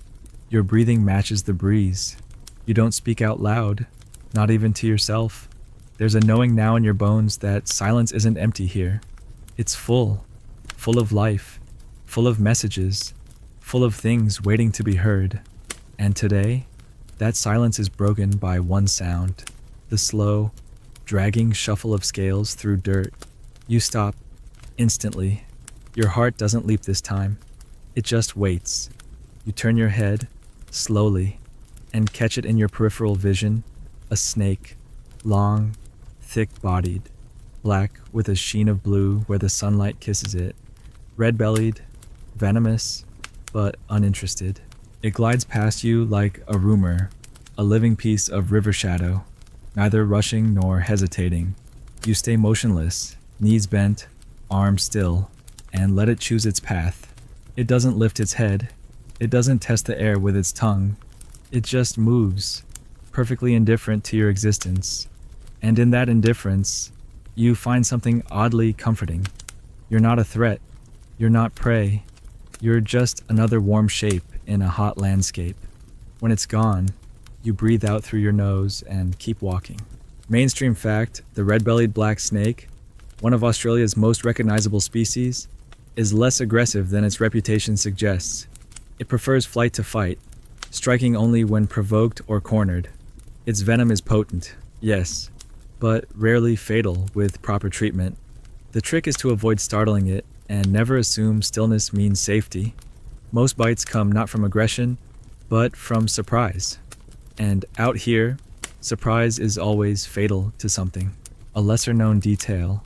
Passed quietly in old stories, snakes are said to carry memories not their own, but the land's, the way they move across it, the way they coil in the same tree hollow year after year, the way their paths follow water even when no surface sign remains. In some traditions, to see a snake was to be reminded that you are being watched not by a creature, but by the earth itself, not judged, just observed. You carry that thought with you now. As you pass the spot where the snake disappeared, your feet soft on the soil, the day grows hotter, faster than usual. No breeze, no birdsong, just the hum of flies and the throb of distant insects that sound mechanical in their persistence. The air feels like it's pressing in on your skin, tightening your joints, slowing your thoughts. You rest in the shade of a leaning gum tree, peeling away a strip of bark and chewing it to draw out moisture. It tastes bitter, but you swallow anyway. You think of water, but you're low again. 2 sips left in your bark flask. Enough for an emergency, but not for comfort. And that's when you remember something half heard, half felt. A story about water that isn't visible. You scan the ground, searching for a certain type of tree. A ghost gum, pale bark, tall, slender, found only where the groundwater runs close beneath the surface. You rise and start moving. Not fast, but with intent. After half an hour, you find one standing proud in the middle of a sunlit clearing, its bark nearly white against the dark greens of the bush around it. You kneel at its base and feel the soil. Dry on top, yes, but softer underneath. You dig, hands first, then with a flat stone. After 6 inches, the dirt turns darker, then damp. You smile, not wide, not foolish, just a quiet stretch of the mouth that says not yet dead. You build a small depression and let the water seep in, slowly, reluctantly, but it's there. You gather it with cupped hands, filter it through cloth, and drink. It tastes earthy, but it's clean enough. You refill your bark flask and splash the rest on your face, neck, shoulders. The chill shocks your nerves awake. The bush smells different now, sharper, richer, like it's breathing with you instead of against you. You rest under the ghost gum, the silence around you no longer threatening but companionable. You eat a scrap of dried root, feeling the sting of it on your tongue, the burn in your throat. You think of food constantly now, not because you're starving, but because your body wants to plan, to secure, to understand. And that's when you notice something half buried near the base of the tree. A piece of carved wood, worn smooth by time. A tool handle, maybe, or a ritual stick. You brush it clean. Examine the faint etching spiraling along its edge. You don't recognize the symbols. You don't need to. You put it back exactly where it was. This isn't yours. Historians still debate whether these markings were language, memory aids, or just artistic expression. But the argument misses the point. Out here, meaning doesn't have to be universal. It just has to be respected. You've learned to read what you can and leave untouched what you can't. You walk again as the sun begins to drop, not yet near the horizon, but leaning toward it. The light turns golden, then amber. The trees cast long fingers across the ground. You find a hollow beneath a low-hanging rock shelf, dry, shaded, protected on 3 sides, a perfect place for camp. You gather kindling. You build your fire low and slow. You crush dried leaves and scatter them into the flame for smoke. You rub clay around your ankles to ward off the bites. You eat the last of your bark-wrapped tubers and save 1 piece, just in case. You whisper thanks to no one in particular, then stretch out on the softest patch of dirt you can find. As the stars return, first a handful, then a riot of them, you lie still, letting their light rest on your skin. You are sore, you are hungry, you are alive. You listen to the bush breathing around you, and for the first time in days, you feel something like peace. Not because the danger is gone, but because you are no longer surprised by it. You expect nothing, and in that, you've begun to belong.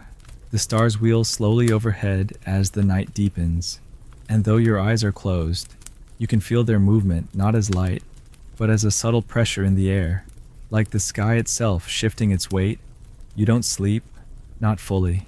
Sleep in the bush comes in pieces, in shallow layers, like skin that peels back in heat.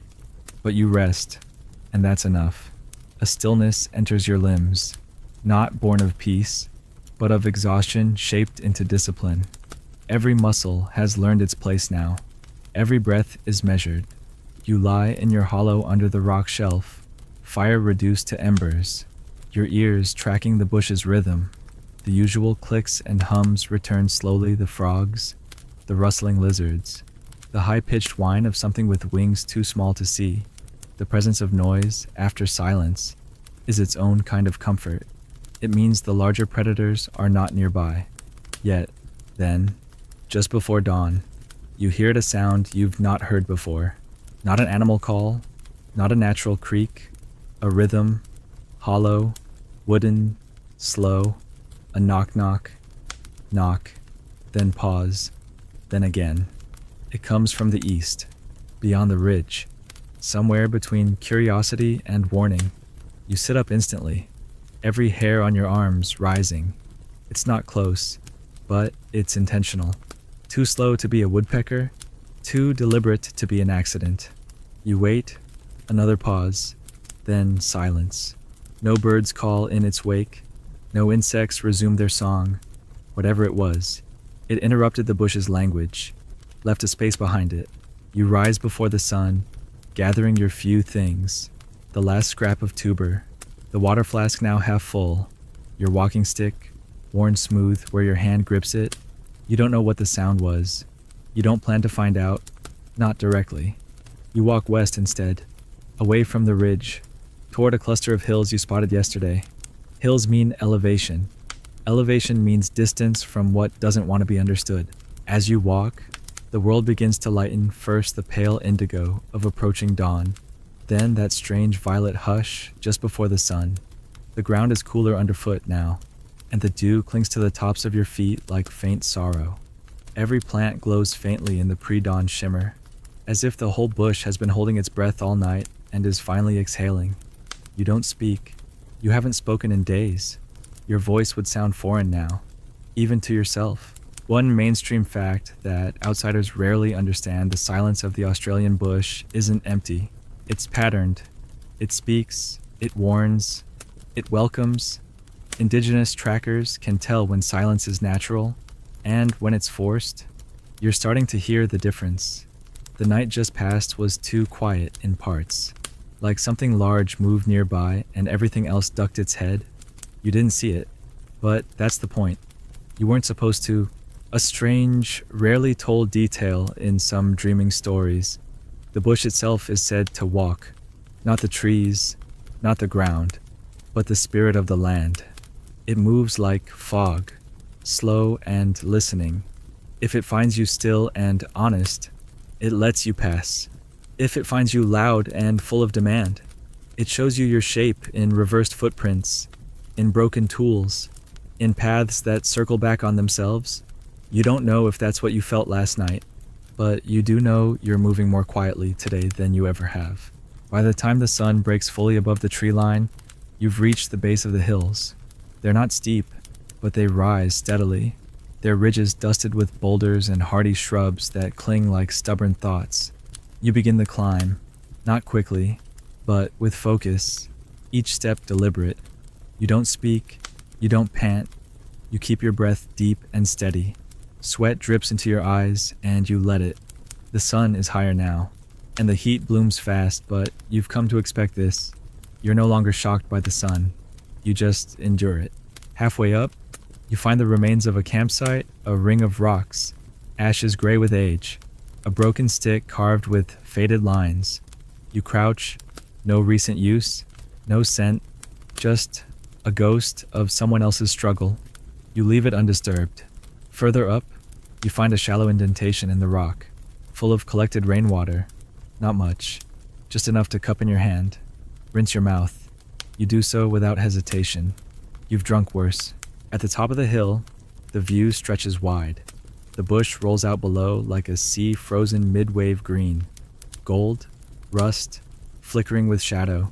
In the distance, A ridge rises higher than the others. To the northwest, you see what might be smoke, curling faintly into the sky.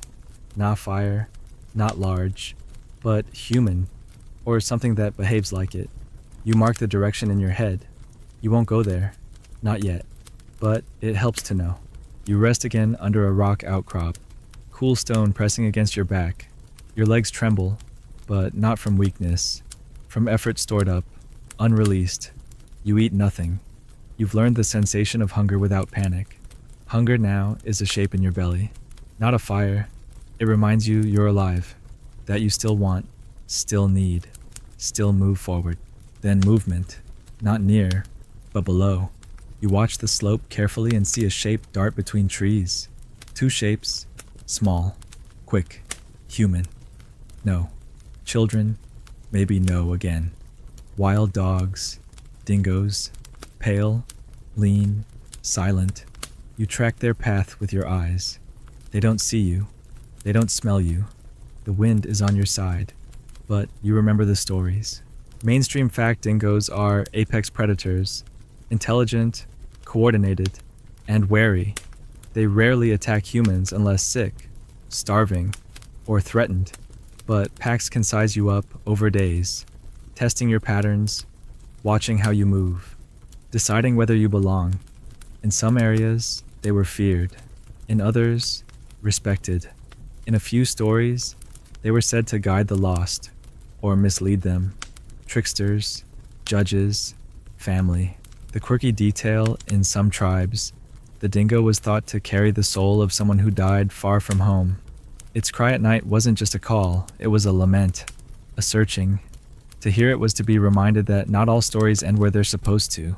Some just wander, howl, and disappear into the brush.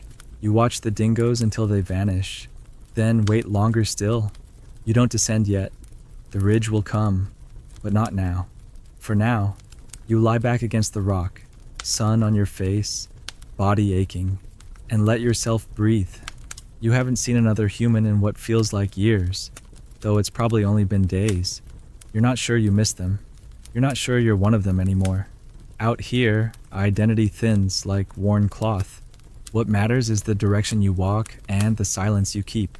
You close your eyes, not to sleep, just to rest in the presence of something larger than you, that neither wants your praise nor fears your failure.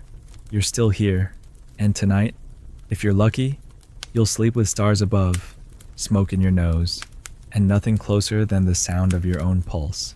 The wind returns just after noon, sweeping in from the east like a lazy apology, dry and rough, but welcome all the same.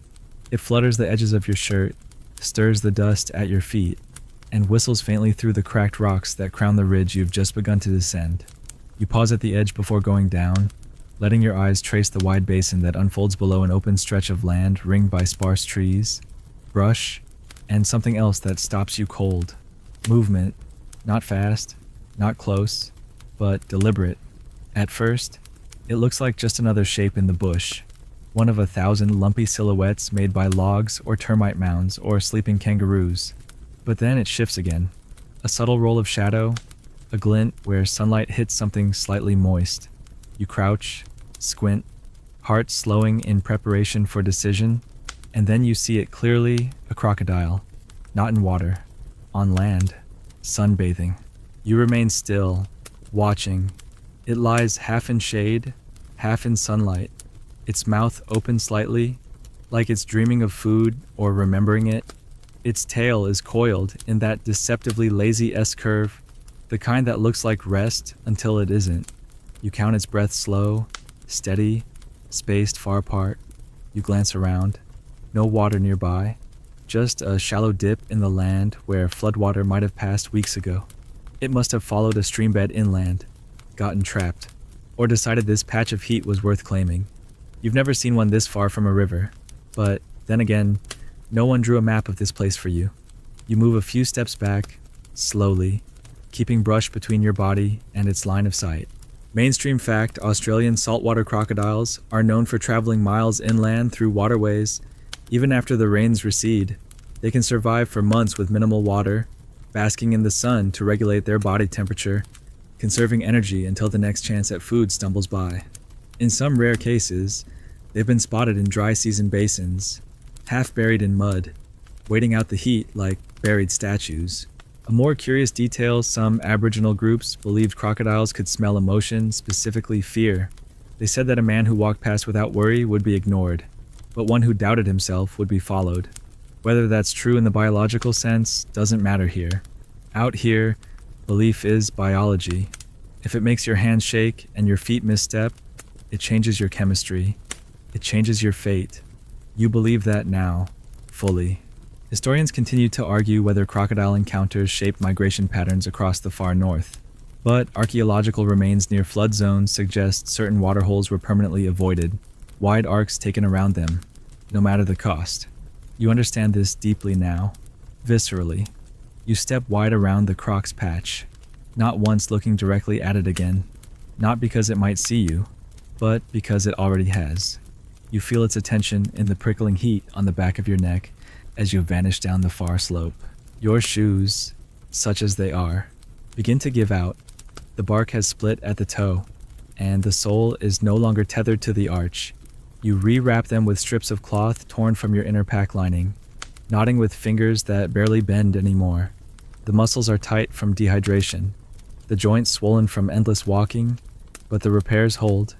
You press forward across uneven terrain, dirt cracked into puzzles, stones shaped like teeth, dry twigs that snap and echo far too loudly. An hour passes, then two. You reach a flat stretch that gives your feet a break. Here. The land opens into a long sloping plain studded with scrubby grass and what looks like tall stone pillars. From a distance, they resemble standing rocks, natural formations. But as you approach, you notice patterns, marks, not carvings exactly, but deliberate scratches, rubbed, smoothed by weather, like memory etched into stone and softened by time. You stop before one, palm hovering above its surface. You don't touch, you just observe. This was once something important. You feel it in the arrangement. The stones are spaced not for function, but meaning. They face a certain way. They catch the light at specific angles. Maybe they once marked a gathering ground, or a route, or a promise. You sit beneath one, letting its shadow fall over you, and rest your back against its warmth. The sun has heated the stone all morning, and now it bleeds that heat into your spine, comforting and strange. You eat nothing, drink only a sip, but your body thanks you for the pause. The wind shifts again, now from the north, bringing with it the sharp scent of something scorched, burned grass. Maybe, or wood, not fire. Not yet. Just memory. The bush always smells of something past. You rise again, brushing dust from your legs, and walk between the stones as though moving through a graveyard. You don't speak. You don't break the line of silence they've drawn across this place. You reach the far side and descend into a narrow gully where shadows are thicker and the temperature drops suddenly. It's not just cool. It's cold. Your skin tightens. You pause.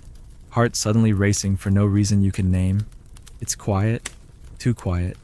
You crouch low, eyes scanning the gully walls, which rise steep and close on either side. No escape if something decides to trap you here. You pick up your pace, breath steady, body low, stick gripped in both hands.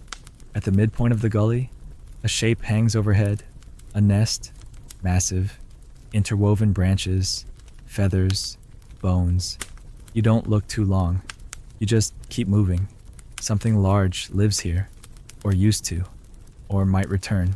At last, you emerge on the far side, sunlight wrapping your face like a wet cloth. You blink, heart slowing, and press forward into new terrain. The bush opens again, trees spaced further apart, undergrowth thinning. You feel air move more freely here, light filtering through as if the land is loosening its grip.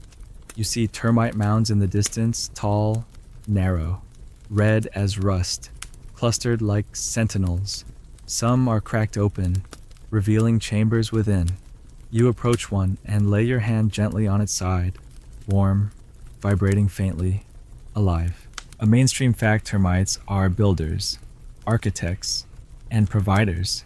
Their mounds regulate temperature, protect colonies, and can last generations. Indigenous Australians use them to find food, medicine, and even inspiration for shelter design. They follow the termites to find water-bearing roots and edible fungi. In the dry season, some broke into mounds to retrieve warmth or harvest larvae. The odd truth, some oral traditions spoke of termites as record keepers, that their labyrinths beneath the ground were maps of time, echoing the pathways of ancestors, that to destroy one was to erase a memory. You think of that now, as you press your palm against the mound and whisper a quiet, wordless apology for disturbing it. You find a place to rest near a fallen log as the sun tilts westward. You haven't seen another human for longer than you can count, and strangely, you no longer hope to. Solitude has shifted from fear to fact. You're no longer waiting to be found. You are simply moving, existing, observing, and with every mile, the line between survival and belonging grows thinner. As you close your eyes for a moment, you think not of rescue or food or water, but of the crocodile on dry land, waiting, watching. You feel like that now, out of place, but adapting, not meant to be here, but not entirely wrong either. You're no longer a visitor, you're a presence, and tonight, you'll light another fire, let the smoke climb into the dark, and hope that whatever watches sees you not as prey, not as threat, but as something in between. Night doesn't fall in the bush, it seeps. It begins at your feet, in the way shadows pool around rocks and twist under the shrubs, then climbs your body inch by inch until even your own hands, once sun-reddened and cracked, look like ghosts in the firelight. You've built the flame low again habit now, not hesitation. A ring of carefully spaced coals, dry bark placed for slow burn, smoke rising in thin curls to ward off the night's smaller, hungrier occupants. You sit with your knees drawn up to your chest, spine resting against the remains of the fallen log you found earlier. Your body aches in its usual ways, shoulders stiff from constant vigilance, hips bruised from uneven ground, soles bruised from bark shoes that barely qualify as such anymore. But your mind is quiet, not blank, just observant, like the fire, like the land. The wind has shifted again, this time from the south, cool, with a whisper of moisture. You tilt your head and inhale slowly, catching the faintest trace of eucalyptus and ash, old ash, burnt long ago, carried now in particles too small to see.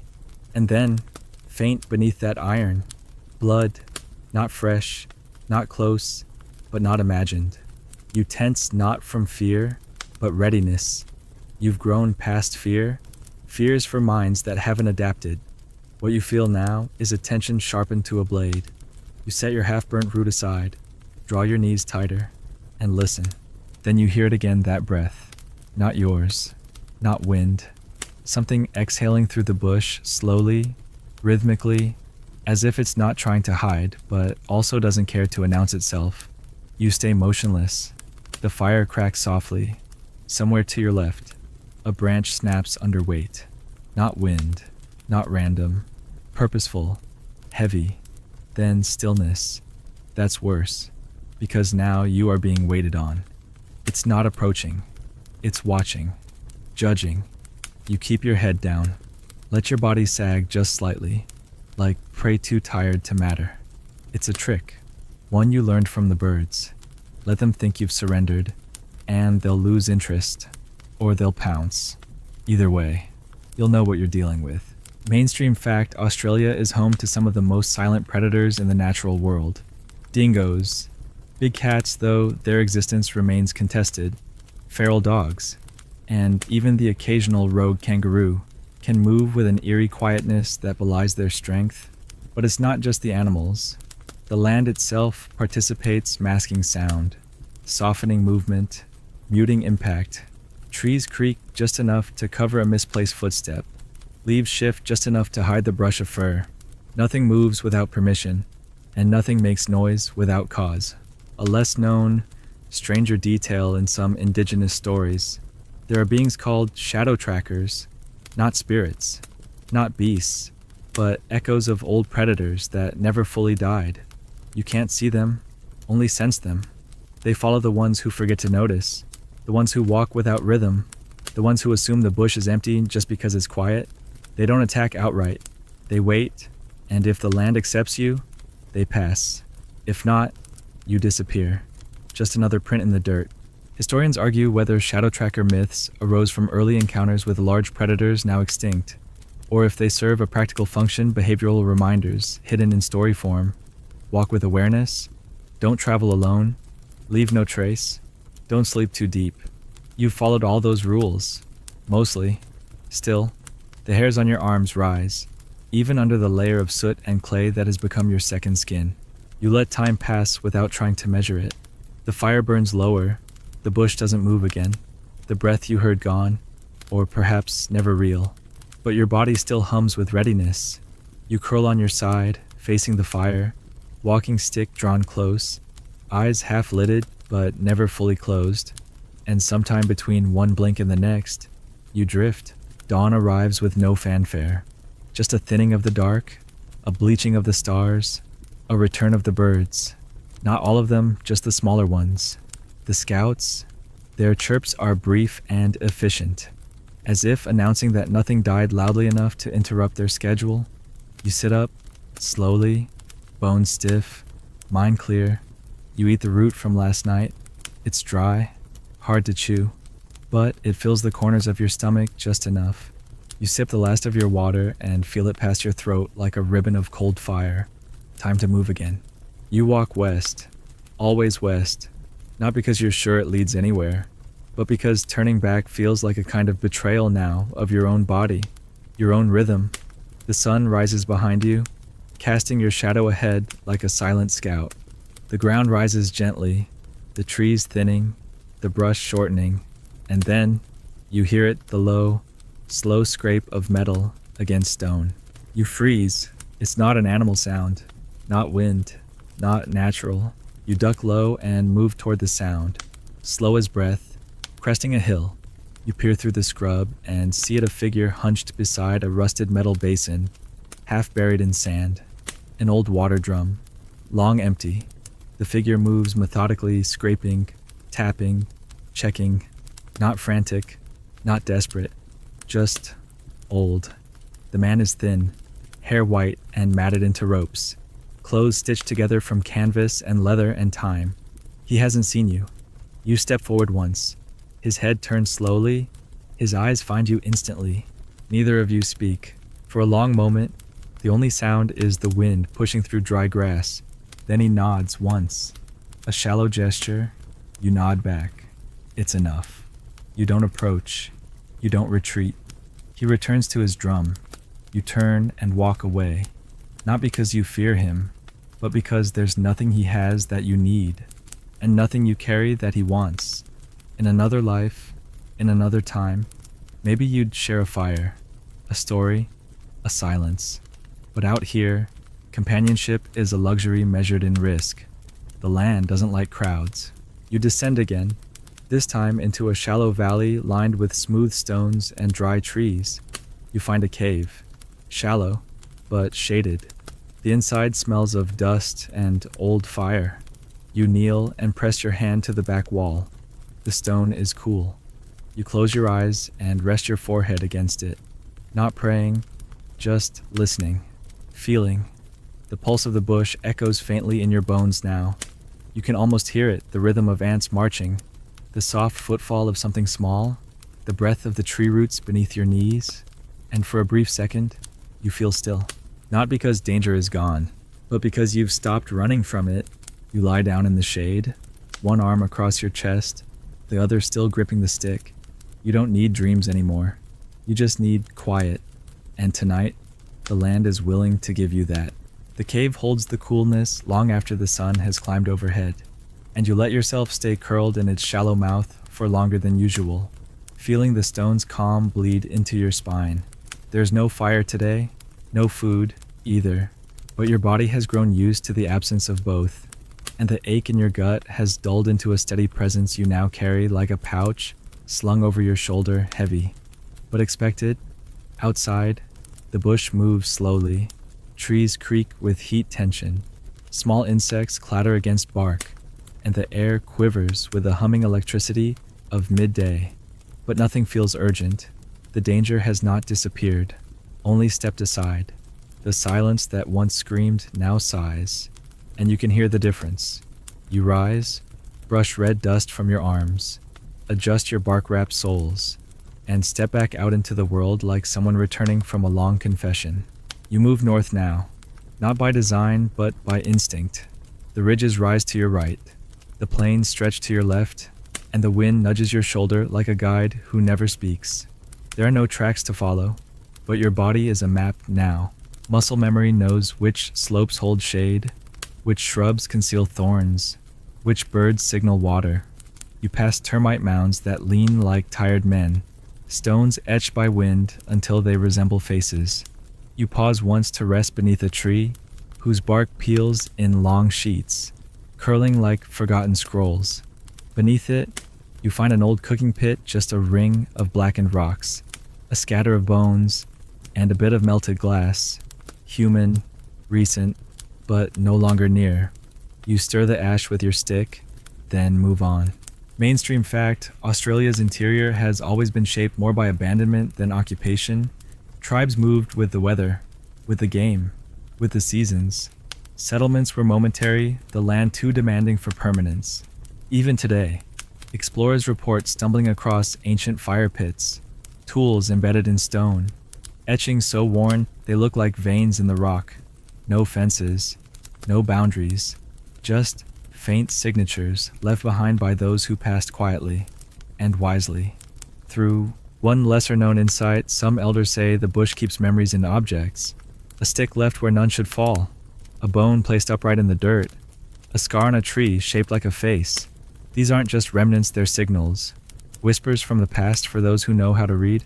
You think of that now as you step around a perfect circle of stones, seemingly random, but too symmetrical to be chance. You don't enter, you don't touch, you nod once, low, and keep walking. Your path takes you into a gully of red stone, narrow and winding, with walls that rise on both sides like the throat of a giant creature swallowing light. The air here smells different, cooler, damp with the memory of water. You see streaks on the rock where runoff once raced through, and in the crevices, thin ferns cling like eyelashes. You walk in shadow now. Your skin breathes relief, your thoughts unfurl, and then you find it. A pool, real, not a mirage, nestled in the bend of the gully, half shaded by rock, surface still and deep green. You kneel, heart thudding not from thirst, but awe. It's beautiful, hidden, unspoiled, and most surprisingly untouched. No prints, no scat, no broken reeds. As if the bush built it just for you. You lean over the surface and catch your reflection, mud-streaked, sunburned, gaunt, eyes wide as the sky.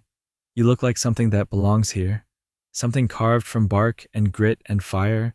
You dip your hands into the pool and drink, slowly, reverently. The water is cold, metallic, alive. You strip down, wash your arms, your chest, your legs, not to get clean. That's not the goal. The dirt is part of you now, but to remind yourself that your body still holds shape beneath the layers of survival, that you're still here, still recognizable, even if only to yourself. You splash water on your face and blink it away. No tears, just water. A mainstream fact: natural springs and gorges like these are rare and sacred.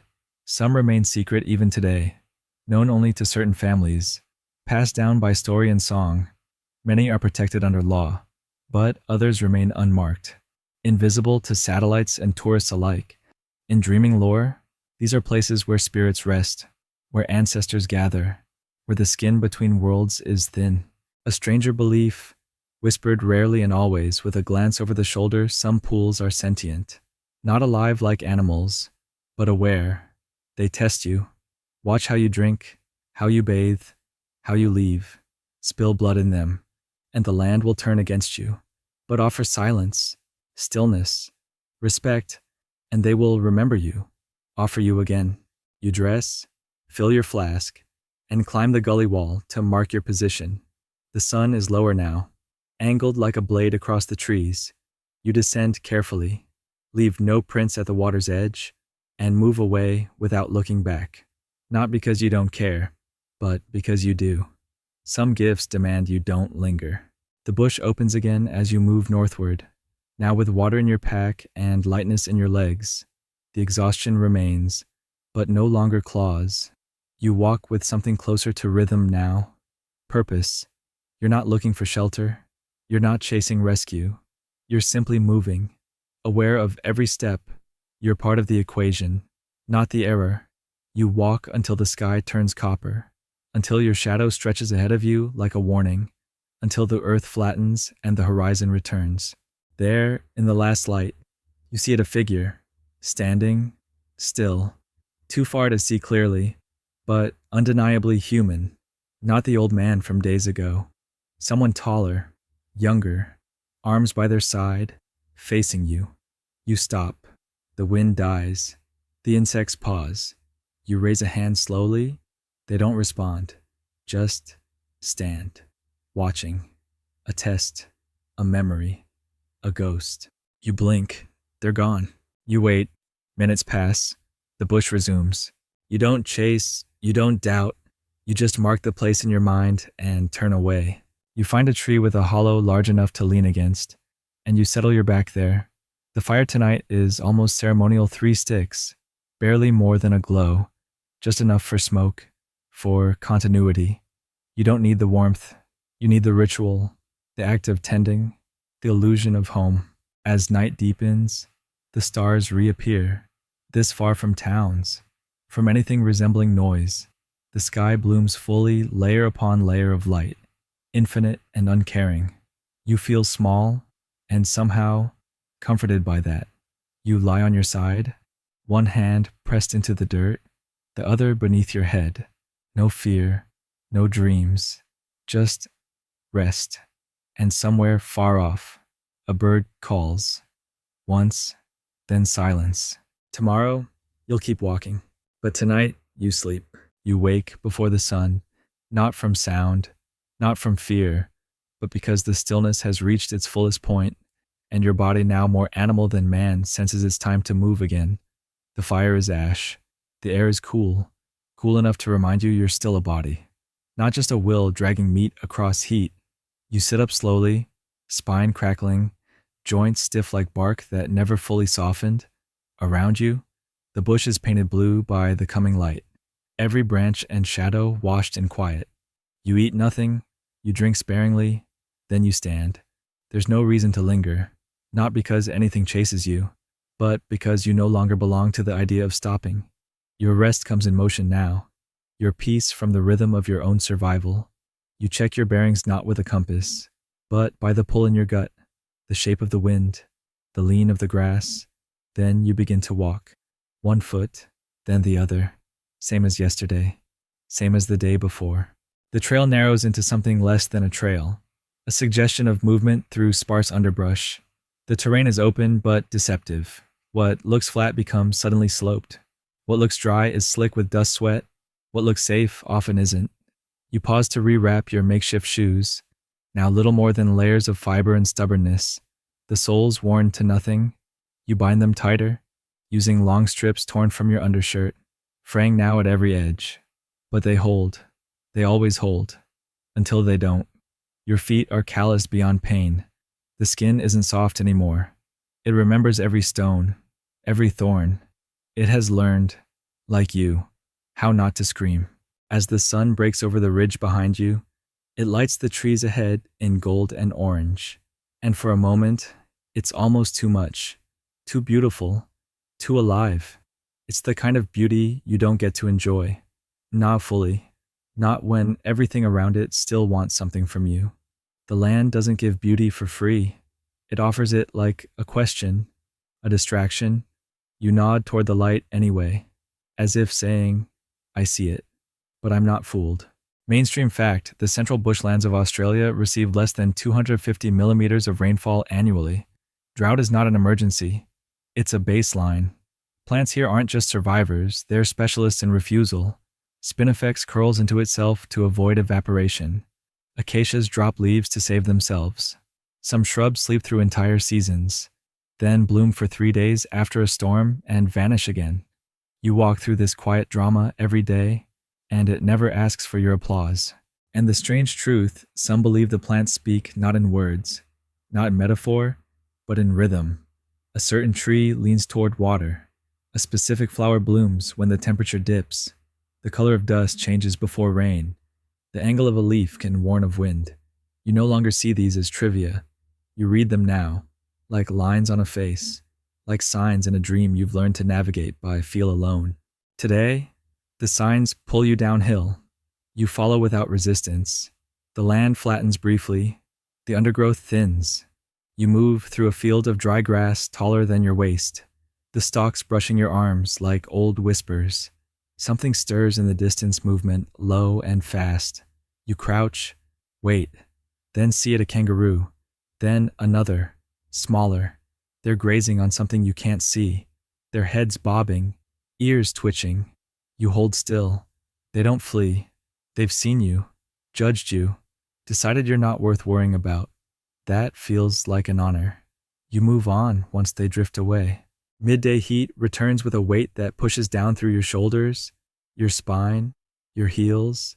You sweat freely, the salt stinging your cracked lips, your collarbones carved sharp from weeks of thin eating. Your flask is nearly empty again, but you don't panic. You've gone further with less. You know the signs now, the birds that circle close to springs, the trees that bend toward damp roots. You trust the land not to save you, but to show you enough, and that's all you need. By early afternoon, your legs are trembling with the kind of fatigue that no longer asks to be fixed. It just exists, but you walk anyway, because the only alternative is stillness, and stillness, is what predators wait for. You pause only when a breeze cools your skin, your one moment of luxury. Then you press forward. The ground changes again, softens, darkens, moisture nearby. You follow it. You find a creek bed, not flowing, not full, but real, damp sand beneath the top layer. You dig with your hands, slow and steady. Water pools, just a little, enough. You drink, wash your face, fill your flask. You rest in the shade of a rock formation shaped like a wave, its curves eroded by centuries of wind. You eat the last shred of root in your pouch. Your hands shake, but not from hunger, from remembering hunger, from knowing it too well. Late in the day, the bush changes color again. Red gives way to gold, gold to gray. The sky grows heavy. The wind returns, harder now, carrying scent, smoke, not fire. Not danger, just presence. Somewhere nearby, someone has burned something recently. You climb the nearest rise, scan the horizon. Nothing. No movement, no figure, but you feel it. You're not alone. You haven't been alone for some time, but now it's undeniable. You descend as the sun lowers, casting the bush in shadow. You find another hollow between rocks. Near a fallen tree, you gather wood. Build your fire small, feed it dry leaves and twigs. It smolders, then breathes. The smoke rises like an offering. You sit close, knees drawn, arms wrapped tight around your chest. Your skin itches beneath the clay. Your eyes sting with salt, but you are warm. You are dry. You are here. And then, just before the light dies completely, you hear it again. A sound, not animal, not weather. A voice, distant, low, maybe not even real. Just one syllable. Not a name, not a warning. Just sound. Human. You don't respond. You don't call back. You wait. Heart slow. Breath even.